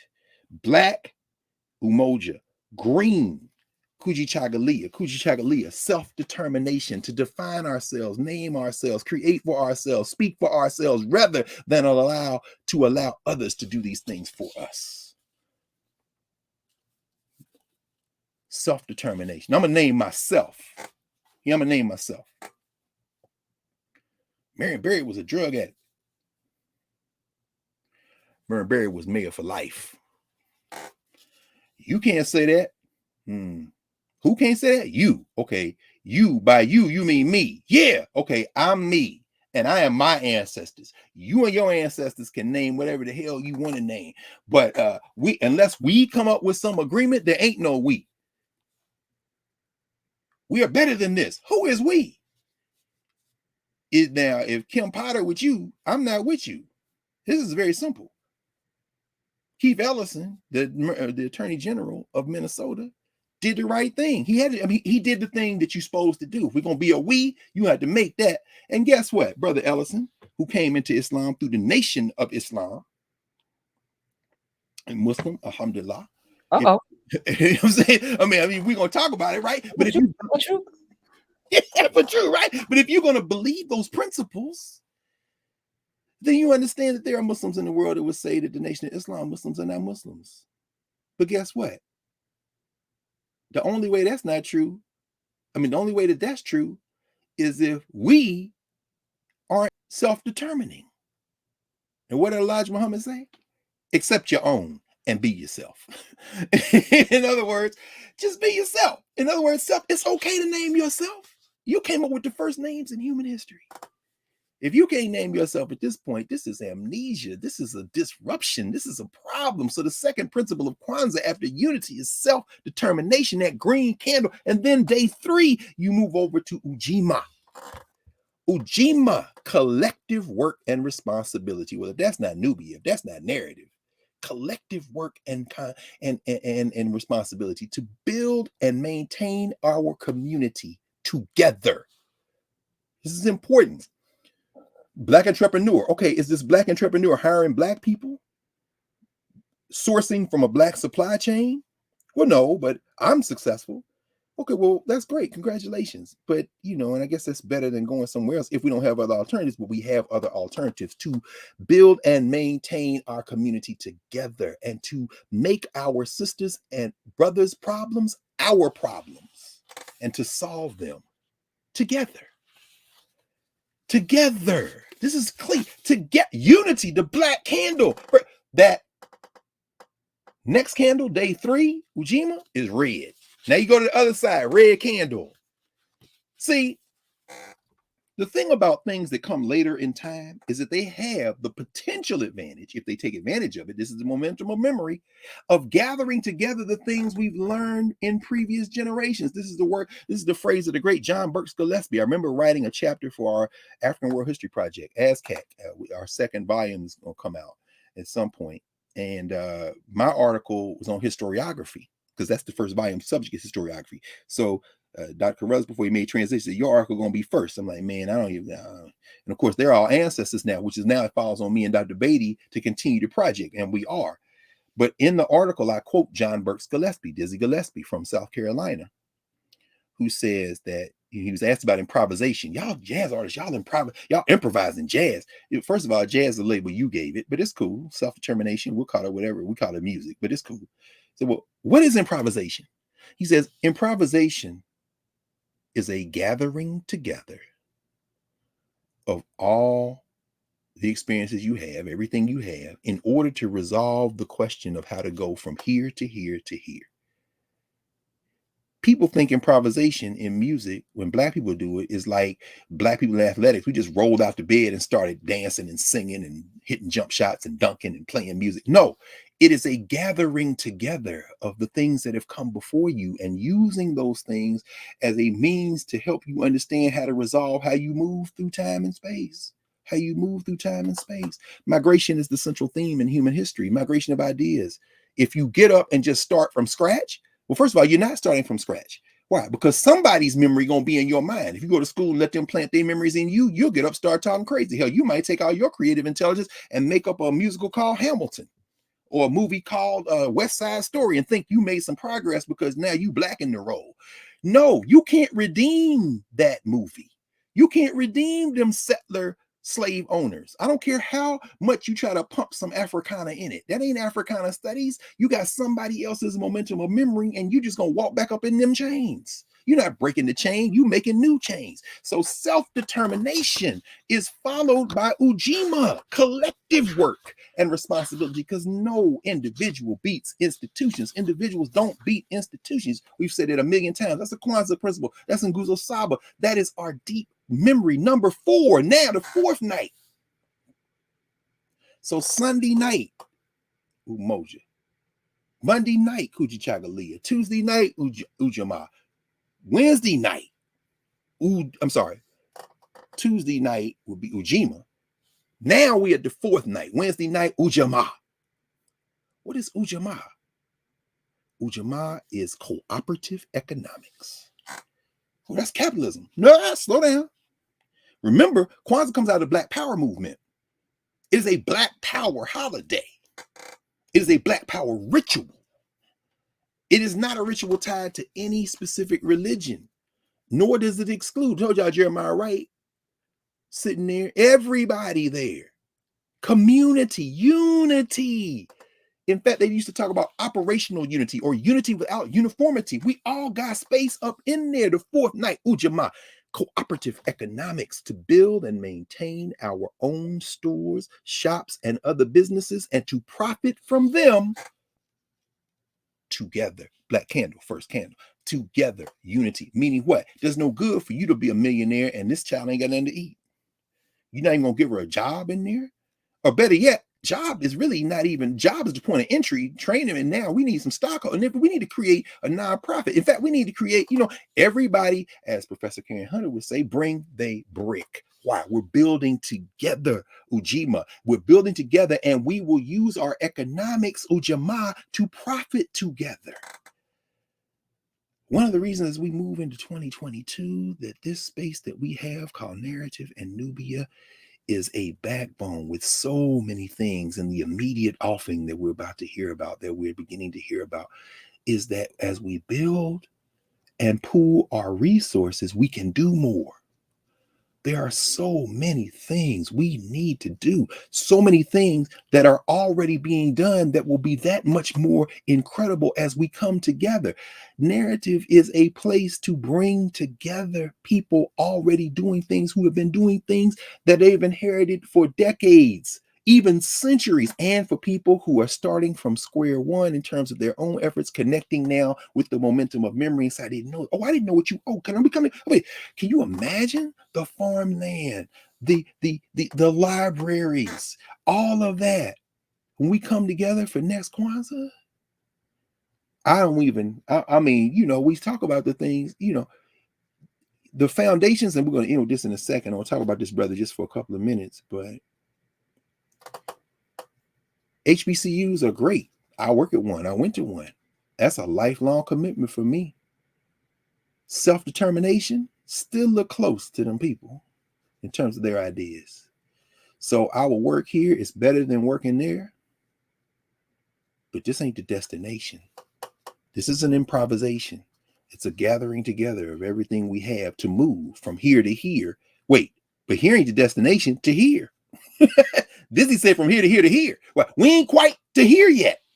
To here for me means a facility with room for thousands on thousands of books and ephemera and equipment for scanning and connecting, and then room for much, much more than that, where we convene and think through, where I and my colleagues and all of us can have these young people in and give them research assignments in real time, and then take a break, everybody eat, come around the table, and then we broadcast the Kwanzaa, we have it down there to the whole world. And then at that point, see, that's when you find out. When blood calls blood, blood answers, that's when you find out who your friends are.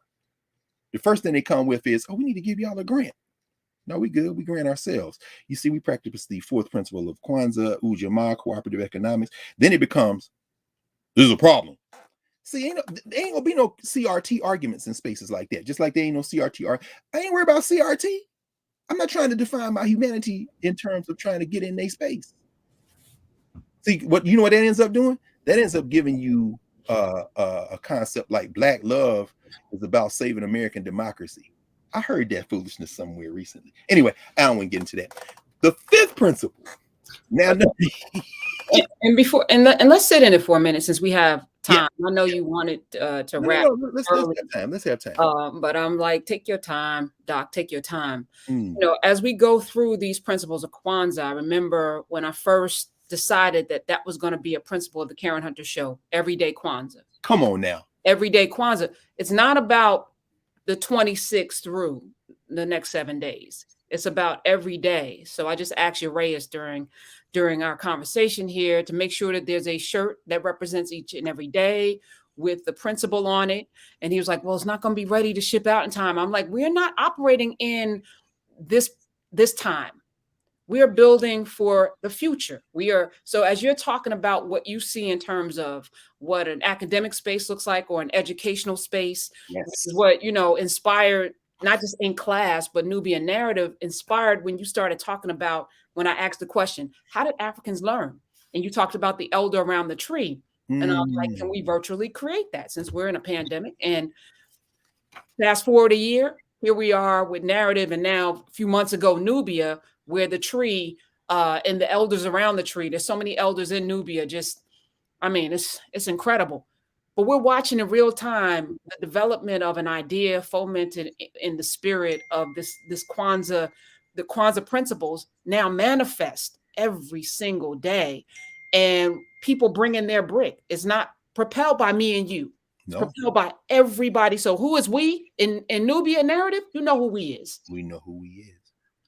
But I just wanted to sit in that for a minute in terms of the vision, because I need everyone to think about, as we reimagine our holidays, as we reimagine our family lives, Merry Community, not Merry Christmas, Merry Community, as we start to think about it, because we can't get there here to here to here without everybody imagining where the next here is, the next destination. Everyone has to be able to imagine that. And y'all not just coming along. We're not dragging people. You are participating in creating the here that we need to land in.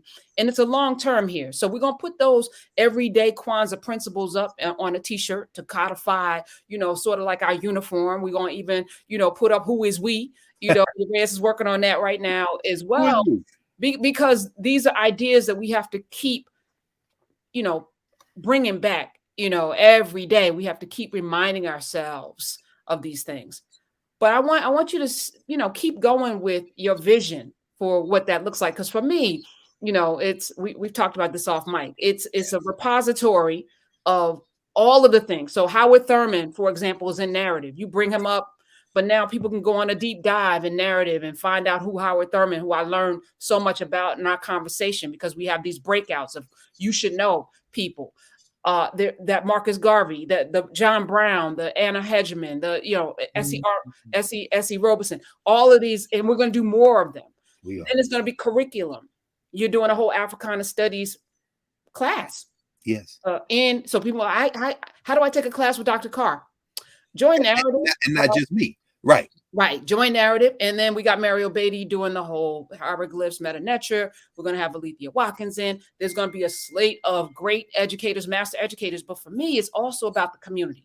So as we like people buying land together, let's have farming collectives, which are already started. Let's not ever be in a situation where we need anything. So that collective economics or cooperative economics is foundational. And again, we only exist because we decided we want to be here. We decided to collectively that this is something that was important. And you show the world what's important by what you put your time and energy and money into. So I want you to just sit in it. Keep telling us what your vision is as people start to think about what is your vision for what this space can be. And then what are you going to bring to make sure it gets there? Yes. I'm sitting in it and listening and letting it resonate. And thank you. Thank you, Professor Hunter. When we first met, when our sister Ajua Batwe Osmo brought me up to New York and we sat there, and I've said this to you many times, and some of it in space, but I want to say it again this morning. The worlds that you operate in, and many of those worlds are foreign to me and foreign to many of us. And you operate in them with the spirit, the insight, and the determination that we see in these Kwanzaa principles. You operate them with them in the spirit of Kwanzaa. And what it demonstrates is that you, like all of us, are in a world that we don't have to be of. And that really, in terms of even Christmas, as we are here on Christmas Day, a very recent holiday in world history, differently even in America than it is around other places in the world. We understand that this ritual that is quote unquote celebrated, that is observed on the 25th of December, emerges out of a self-determination formation marked by the birth of Christ in that tradition. That is very much a resistance of being in a community that is not of that world, of that Roman world initially, of that imperial world, that world tries to collapse and subsume, but that somehow, as Howard Thurman reminds us, persists in spite of that social structure's attempt to absorb it and rechannel its energies.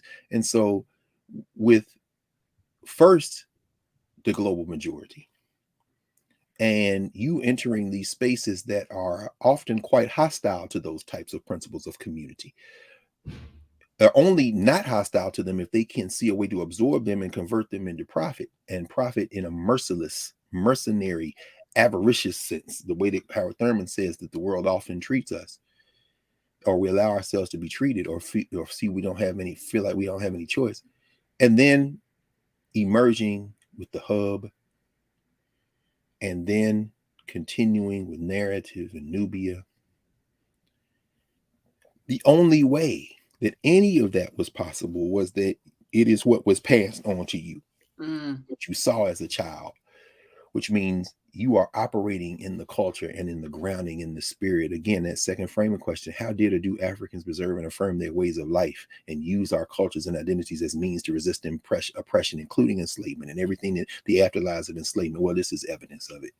And the gratitude that we have, that I have, that we all have for you, is a gratitude we have for our ancestors and how they operate through you, and how we, coming to that, are able to build.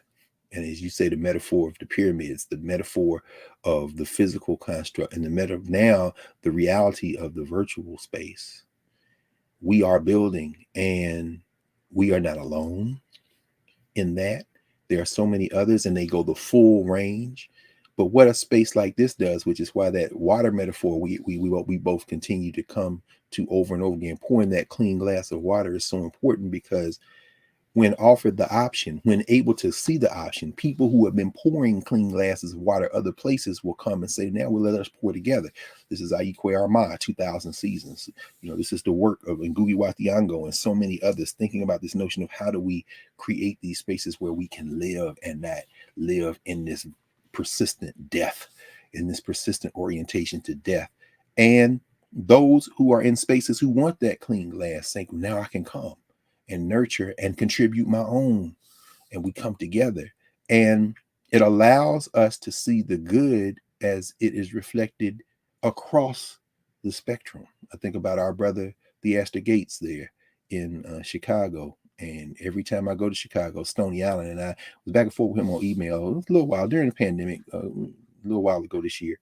And I just told him, one of the things that, other of the countless things I'm sad about, is I haven't had a chance to get back to Chicago. Anytime I go to Chicago and go over to Stony Island's Arts Bank and sit in Mr. Johnson's library, John Johnson's library that he has preserved there on the second floor. I love that brother. And, we've talked about him. And last time I saw him was at the Schomburg, my former student who was working at the Schomburg then, Alex Mitchell, who's now at the California African American Museum. Brilliant young sister, had brought some of us together to talk about this question of coming together. It's just a reminder that Nubia and narrative is another space, and it also has the momentum of memory of recognizing that all these other spaces that are out there, here's another space where we can all share and come together. And so, as I've said, part of the thing that I love about this space is not only is it created by Black people, not only is it convened by and supported by and continues to grow through the strength of Black people, which includes sacrifice. If you've joined, if you're here, that means you paid a nominal fee, and that's not nominal for some people. We understand that. It was one of the reasons why we still, on YouTube, people understand this, that we all sacrifice, and that it isn't sacrifice when you are emptying it into yourself. That would be like saying eating healthy food is a sacrifice.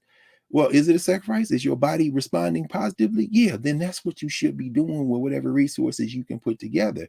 And I'm saying that to say that there, for many years, my comrades who are teachers like us in the craft have been looking for this space. And so as we've developed over the last year and a half, and certainly this last year, some have reached out to me, some I knew from the beginning were going to join us. And they are now chomping at the bit. I'm talking about professors, and there are professors everywhere. There are teachers everywhere. K-12, the K-12 crew is just, man, we got some of the most cold-blooded educators that we know, and we're going to get so many more. I'm thinking now about university professors, and with all due respect to all of our colleagues who, through circumstance or choice, went to HWCUs to work. God bless you. We want everybody with this core, this teaching core. I'm thinking about the HBCU professors who I know, who I'm deeply invested in, friends who have labored and whose love and reward is poured into those children, into those young people who will now come here, who are now coming here, preparing to come here and say, here we are. So it's not just me. It's not just you. It's not just us. It's so many other places. And so, yeah, sitting in that one. And see, oh, by the way, y'all, for Kwanzaa, that's how Kwanzaa works. You light the candle and you had this conversation. This will be the conversation we'll be having Wednesday with Ujamaa, cooperative economics. This is how Kwanzaa is observed and practiced. So the last couple, Nia, a lot of Nias, right? Nia Damali. There's so many different Nias we know, right? What's the actress name? Nia Long. Nia Long. You see, it's so funny how we see the Black Power movement in our daily lives, and now I can't even use this metaphor anymore. When I was, teaching young children, K4, K5, when I just got out of college, and then when I started teaching Ohio State when I was in graduate school and had those, you could say in the early 90s, you could say, if I say Shaquille O'Neal, nobody laughed. Then I say Shaka Zulu, and some of y'all started laughing. Well, now it ain't nothing to hear African names. It ain't nothing to hear. I mean, but that didn't just come because we said, okay, you want to start respecting y'all. No, this was a cultural war. One of the things Mays does a decent job in his book on Kwanzaa, he talks about this fight. Now, he's talking about it as an observer. He's not really at the center of it, but and he drives it in a ditch when he starts talking about these other traditions. But I understand because he don't know that, and that's cool. I would love this brother to come in. We have a conversation. Maybe come on one Monday night. We have a conversation because he contributes so much to it. But the fight resulted in this. So you see a child like Nia as a child, she got the name Nia as a baby. That means something. She didn't have to change her name. See, Shaka Khan had to change her name. Shaka Khan was in the Panthers. One of her names is Oshun. You know what I'm saying? She had to change her name, but she changed her name. Nia Long had changed her name. She got that name. Nia means purpose. And so, you know, the fight, and Keith doesn't really talk about this. Professor Mays doesn't talk about, I don't know the brother. Professor Mays doesn't talk about this as much in his book, but there's another article by my friends, James Turner and Betty Collier Thomas. I think it's the Journal of American Ethnic History, where they write about Kwanzaa. And one of the things they talk about is the fight that young teachers took. Young teachers took the Kwanzaa fight into the schools. We talked about this last year, so I won't belabor it, but I will mention it for those of you who may be new. And if you haven't gone back, you should look at our Kwanzaa conversation. But in the 1970s, you know, many of us, myself included, growing up in Nashville, Tennessee, first generation to come post desegregation, really overlap, closer to the second, but really there in 1970, 71, 72, we started school, kindergarten, first grade, second grade. We go into a classroom and learn about the Festival of Lights, Hanukkah, an important ritual, very important ritual, out of traditions, again, imported from African exports, which are purposed and shaped toward a culture of preservation and resistance. You could ask that second framing question of all the traditions that are grouped under the broad label Jewish. How did Jews preserve and affirm their identities and their culture and use their ways of life and knowing as means to resist oppression? Now, see, if you ask that question and say Jews instead of Africans, what happens? Although African Jews are at the fountain of it, but we're not going to talk about that today. The people say, oh yeah, that's interesting, and they can list talking. Now you say Africans, and what are you talking about? You're right, but we learned about Hanukkah. It was great. Spin the dreidel, learn off of that. I'm a little black kid. What those young black teachers did in places like New York and Philly and other places, they brought Kwanzaa into the public schools.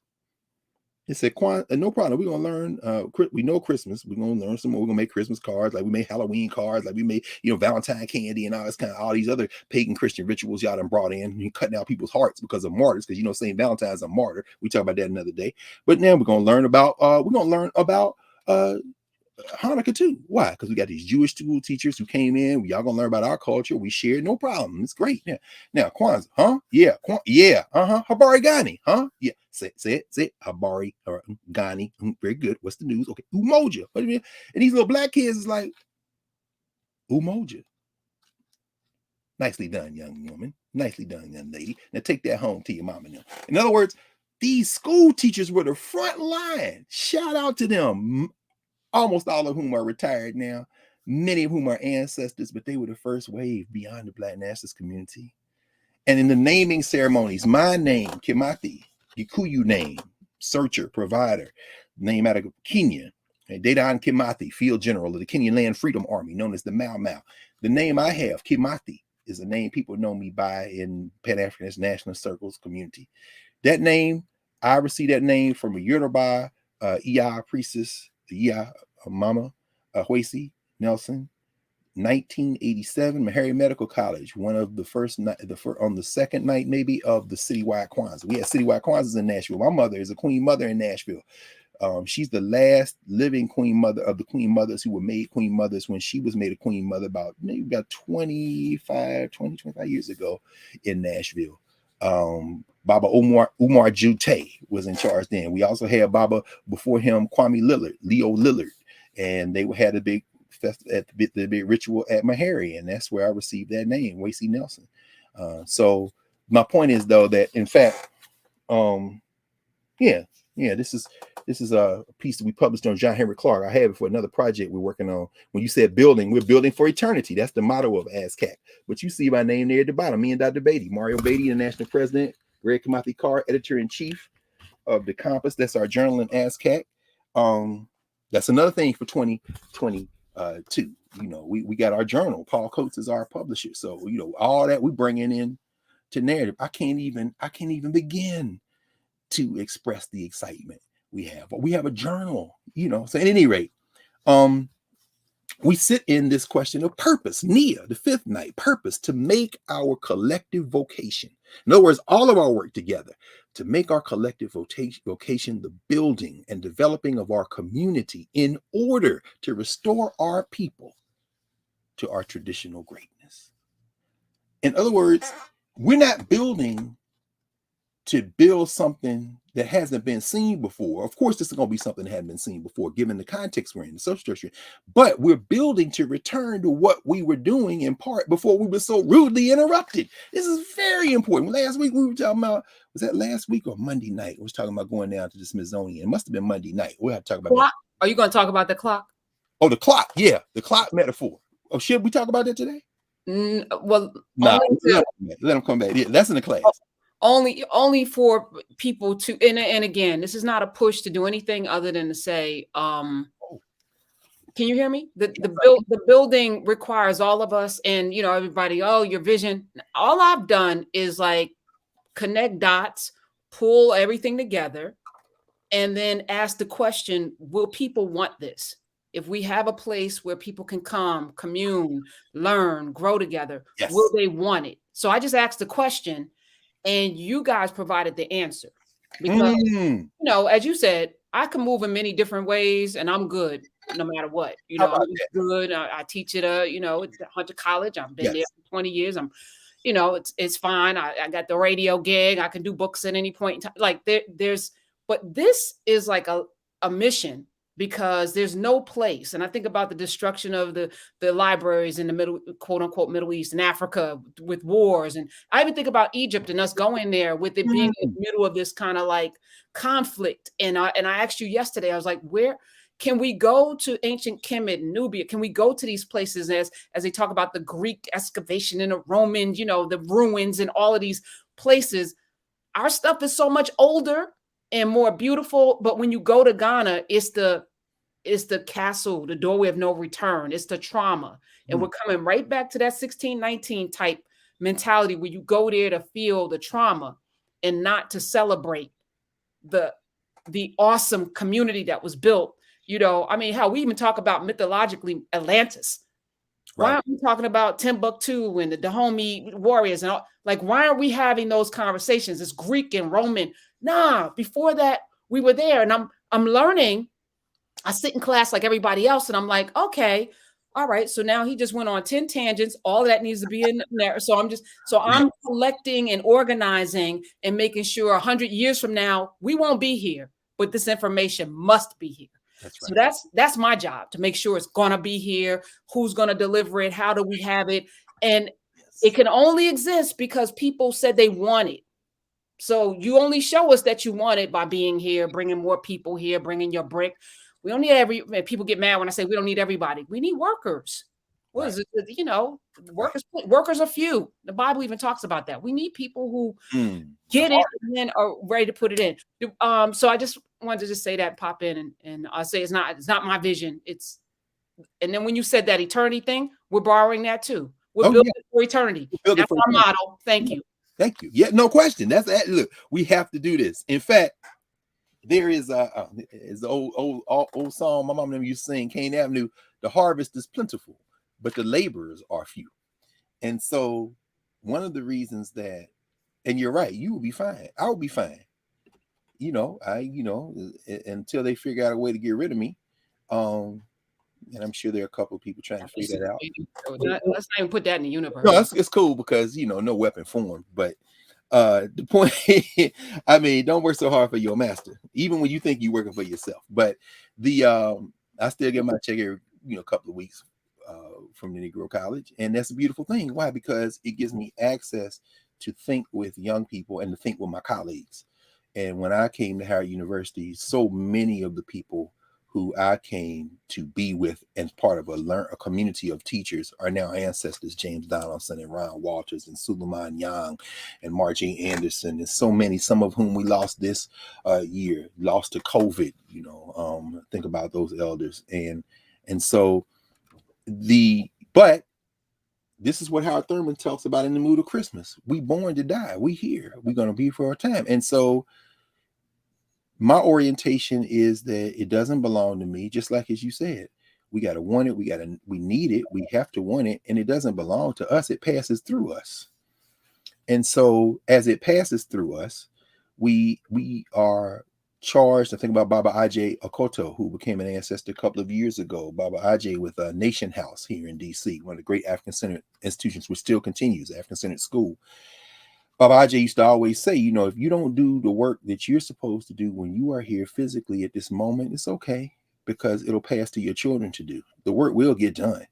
So what you're doing is honoring your ancestors and honoring your time and space when you join. And so for me, it's always very important, as someone who was, you know, led to and taught to by my elders, Jamie Coleman Williams, who's still alive at 103 in Atlanta University, one of my teachers at Tennessee State, she and her husband, McDonald Williams, who became an ancestor a couple of years ago now. They taught us, you know, it's your responsibility. If you are one of those who are charged with teaching, your job, while you sustain yourself in life, in order to be able to do it, that's not the reason you're doing it. You sustain yourself so that you can share, what you think you understand, and you can connect people. And that's why it's always been so very important for me, even in this process that we're in now, this institution that we're building, to have that dimension for those who, as Howard Thurman said, don't have, to be able to connect. Because we are dropping, as you said at the very beginning, breadcrumbs. These are just points of entry. These are just beginning. And so it's very important to me, while I sit with, you know, Holly Grima as much as I can, because that is my elder, while I listen to and interact with and work with Jeremiah Wright. And so those elders, you know, who are here, still here physically, it's important for me to make sure that whatever part I can do to connect us to them, and also to stay out of their way, because this is the other central thing. You need time, because if it was just me, I probably wouldn't talk to anybody. I would just sit here and read and listen. Anybody I went to, I would go, what you doing? No, I don't have a thought. I want to listen. Now, if you want to ask me what I think, I am compelled to share that with you at your direction. But my posture, my nature is, I'm just going to listen. So when you say Timbuktu, I immediately think of the 3 or 4 books I got over here stacked up recent in the last 2 years on Timbuktu, that I wouldn't be doing nothing but reading those and thinking through and thinking with them and thinking, now when can I carve out at least 4 or 5 hours a week to really undertake this study of Arabic? Because we got to, I need to do some of these translations myself, because my Baba, Jacob Carruthers, said you got to break the chain that links African ideas to European ideas and listen to your ancestors without interpreters. So until I acquire those language skills, I don't trust nobody's translation. That's why I love my brother Mario Beatty. He don't trust nobody's translation. Well, the Egyptians, hold on, do you have the original text? Yes. Then you don't need to say another word. What are you doing? I'm going to listen to my ancestors without interpreters. Thank you. You know, so in narrative, if you children in here, everybody, particularly you babies, and if you're a baby in a family that don't have the money to pay the light, listen, understand this.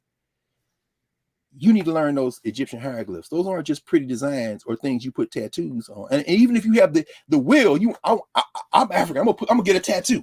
Then you go in a tattoo parlor. There are 3 dangerous words that African people who want to connect to their culture go into a tattoo parlor and ask that they should never ask when we are connected. And that is what that means.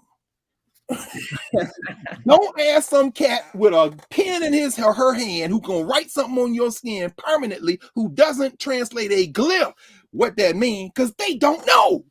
They're going to tell you what they were told. So, Professor, I don't want to get to, again, we go off in this, man. Since my first time at Kemet was 1996, many of the women and men of the association, they go 3 of them right there. All ancestors now, Conrad World, Jacob Carruthers, and Dr. Clark, Association for the Study of Classical African Civilization. These are our people. When I first went, I had started taking Meta-Nature with Dr. Obenga, myself, Mario Beatty, Belithia Watkins, who were all his students, and at Temple. And so I could begin to do translations. I had my grammar. I put my big Egyptian grammar in the bag. Put that over here somewhere. And I'm over there with it now, because I got to learn this stuff, right? So every year in freedom schools, I would teach those young people some glyphs. And now, of course, they know those glyphs. And then they started showing, and these are Philly kids. So you know what happened. These glyphs started showing up in the tattoos. You know what I'm saying? Oh, you guys, they love the Sankofa glyph. They love the Jehudi glyph, the Ma'at glyph. I mean, in other words, but they knew what they didn't go in the tattoo parlor looking for designs. They went in saying, They done route out the glitter. Here, put this. What is it? Don't worry about what it is. Just I want the small of my back or my calves or some other God would say. But my point is that, but what it is, you don't worry about what it is. You just do what I tell you to do. So this is the beautiful thing when you know.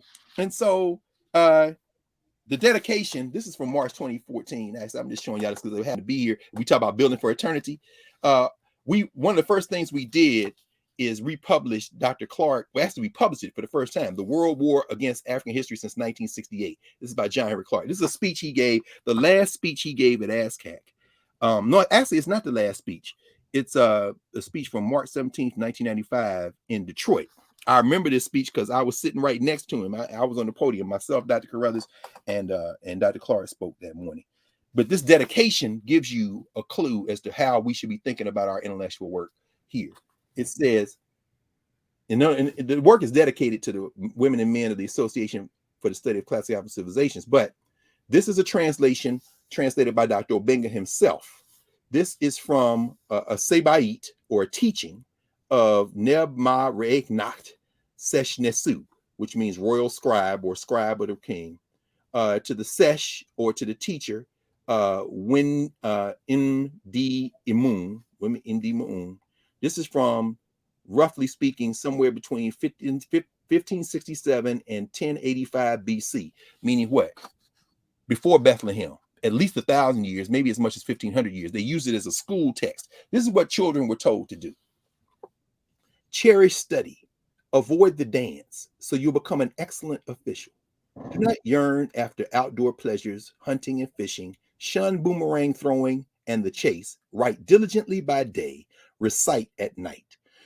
Let your friends be the papyrus roll and the scribal palette. Such work is sweeter than wine. Indeed, writing, for one who knows it, is far better than all other professions, pleasanter than bread and beer, more delightful than clothes and perfumed ointments, more precious than a legacy in Kemet, than a tomb in the West.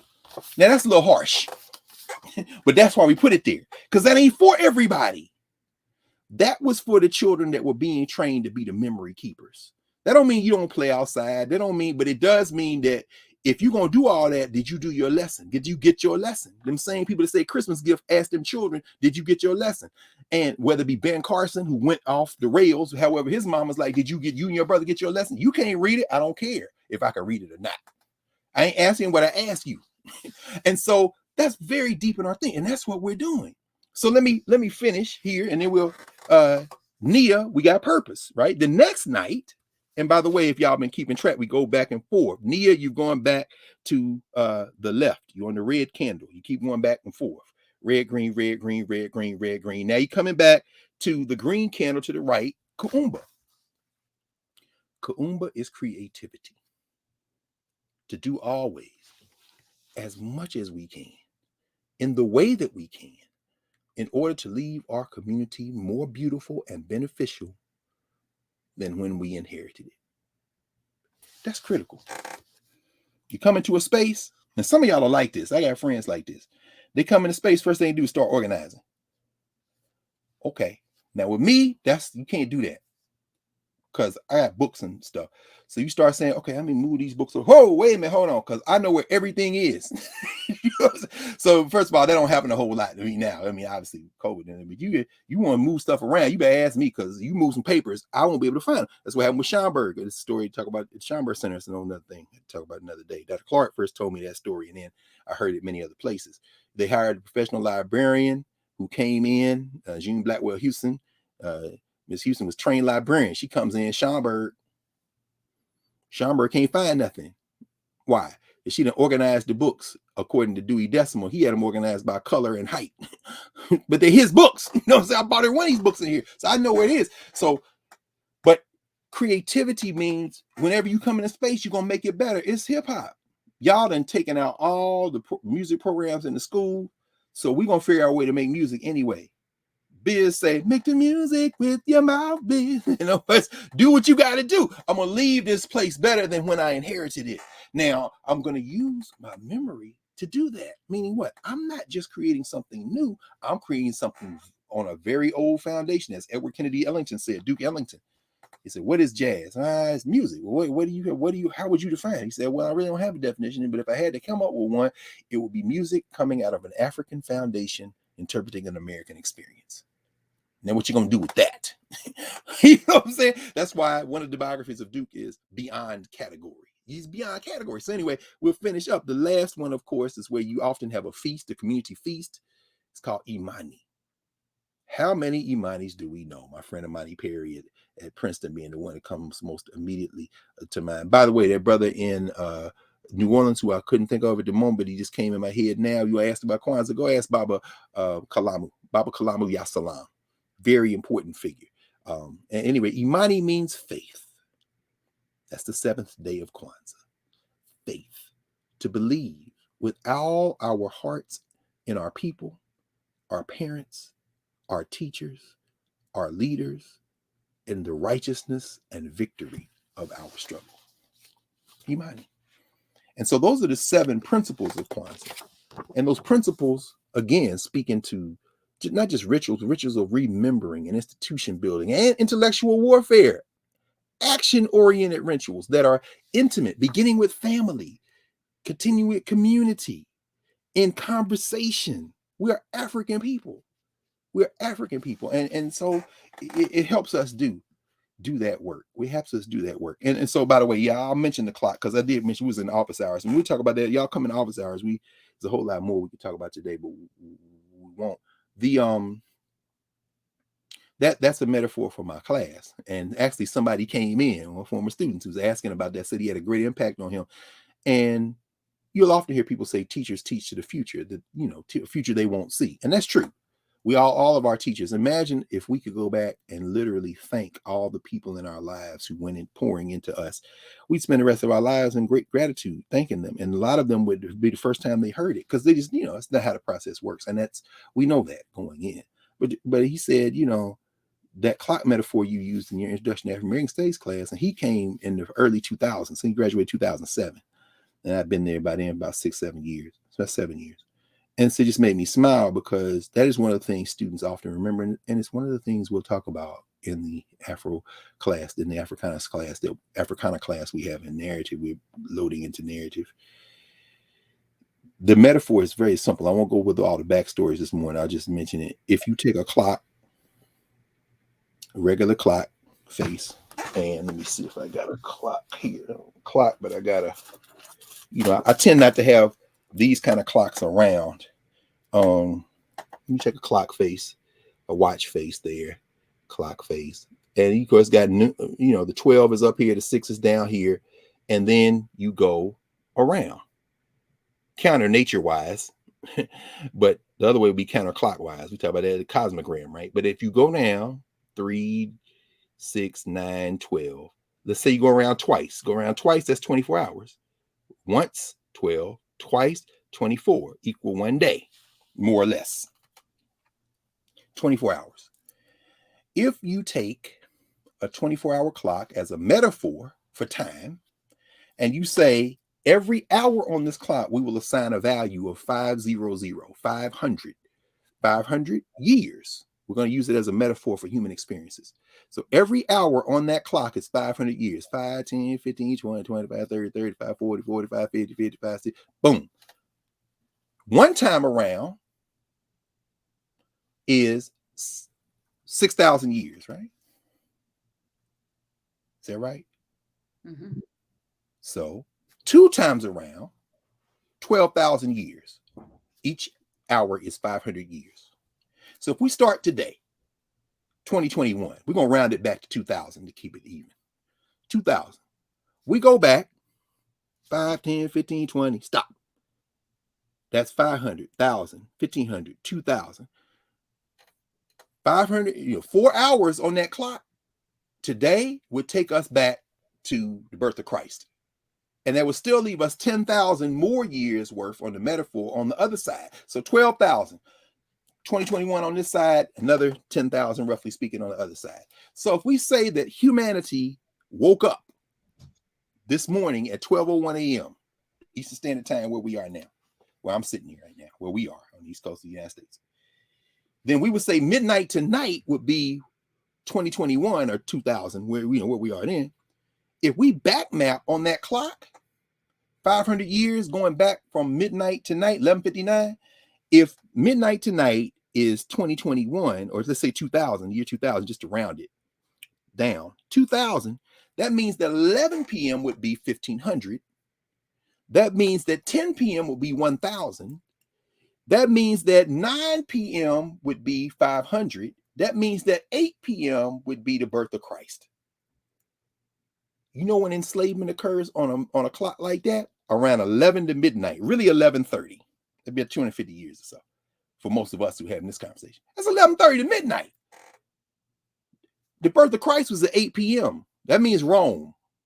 Go back go to 7 p.m. That's about 500 BC. Now you're talking about Greece. Where are the Africans? Oh, wait. 6 p.m. would be 1000 BC. Ain't no Greeks. Now it's everybody else in the world, including the Egyptians. Oh, okay. 5 p.m. is 1500 BC. Now you're talking about Hatshepsut. Now you're talking about Jehudi Mos and them. Now you're talking about New Kingdom, Egypt, Tutankhamun, somewhere between 5 and 6 p.m. Now 4 p.m. is going to be 2000 BC. Now 3 p.m. is going to be 2500. And 2 p.m. is going to be 3000. Between 2 and 3 o'clock, that's when they built the pyramids. That's when they built them. Now, Jesus not come to 8 p.m. Ain't no Greeks and stuff till about 6:30, 7 o'clock. And ain't no boat showed up for you till 11:30 midnight. And you've been up. Here's the mind blower. You've been up since way before midnight earlier. You can go back months and years of being up. So why would we fit our entire notion? We were not born on the water, sis. Nicole, I'm sorry, sis. You trying to jam our whole history in 11:30 p.m. on that clock? 1619 project. Okay, 1619. That would be what, about 10 minutes after 11? Are you serious? Oh, you can take that 1110 project. I'm gonna start with the project that had us born about 6 months ago. And if you want to lose your whole mind being a figment of the white imagination around 11 p.m. on that metaphor, no problem. But we're not going to settle for that. And guess what? You don't want to settle for it either. You don't want to settle for it either. But in your mind somewhere, they taught you as a child, you can't win, you can't break even, and you can't get out of the game, except you can. It's very easy. Take a step back. Start with Kwanzaa. Get you some principles in your life. And so I want to mention this brother on Christmas morning because we've been here together and folk got to eat and folks going. And the thing I love about this is the Nubia family joins us this morning. There'll be so many others who flowed in who are now, we want y'all to come on over if you feel led to and you're joining us to bring your brick. You'll be watching this afternoon. And then over the course of the week, more and more people watch. So you have time. But during Kwanzaa now, you can refer to this. You can go back and lead your family through. And in fact, I should just take maybe 2 minutes and go back through it. So again, you get your black candle. I was going to get Keith May's book, but I think I will use the Kwanzaa calendar. Get your black candle. Get your umoja. I'm just going to show you all that represent umoja. I'm going to go here to the calendar. What to do. That's what I do. They make it real easy for us. See what to do and when to do it. Y'all could take a screenshot of that. So arrange the symbols on a low table as follows. You got it here. Spread the makeka, the mat. Place the kanar, the candle holder, in the center of the makeka, the mat. Place the hindi on either side of the kanar, 1 ear of corn for each child, or as a symbol of prosperity. Creatively place the zawadi, kikombe, and basket of mazao on the makeka, fruits and stuff. Place 1 black mushuma in the center of the kanar, that's the candle.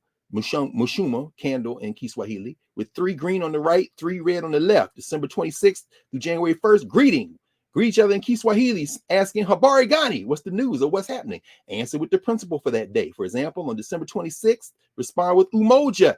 Now you could do economic empowerment, you could fast even, libation, which we'll do libation this morning, as you say, Professor, we'll do a little bit, ancestral communion, candle lighting ceremony, the karamu or the feast, usually held on the 31st, the zawadi. If you got young people, get them a book. You could do one gift each day, reinforcing the principle of that day, or one or more gifts on January 1st, the last day of Kwanzaa. Personally made gifts are strongly encouraged over commercial purposes. But if you got to buy something, go find the Black people. So many Black women and men with those Kwanzaa people. Where did you get that, girl? Oh, I got that at a Kwanzaa a couple of years ago. Oh, I love that. Is it, oh, where can I get? Oh, yeah, let me hook you up with the name of the sister who makes these. I mean, I've seen it a million times. And let me go. So that's Kwanzaa in a nutshell. But y'all can look at this any day of the week. You can keep coming back to it. I want to end with just a raise up a name of a brother who I was asking you about, who I didn't know a whole lot about, Franklin Augustine Thomas. And I won't say much more about him. He became an ancestor a couple of days ago. If we know the name Vernon Jordan, this is the name of a brother, Frank Thomas, who we don't hear a lot about. He was the first Black president of the Ford Foundation. And you know what? I'm going to pause with that, because if you're watching this and not in narrative of Nubia, this is one of the many things. And there's so many more things that are valuable. But I think I'm going to pause there and pick this up Monday night.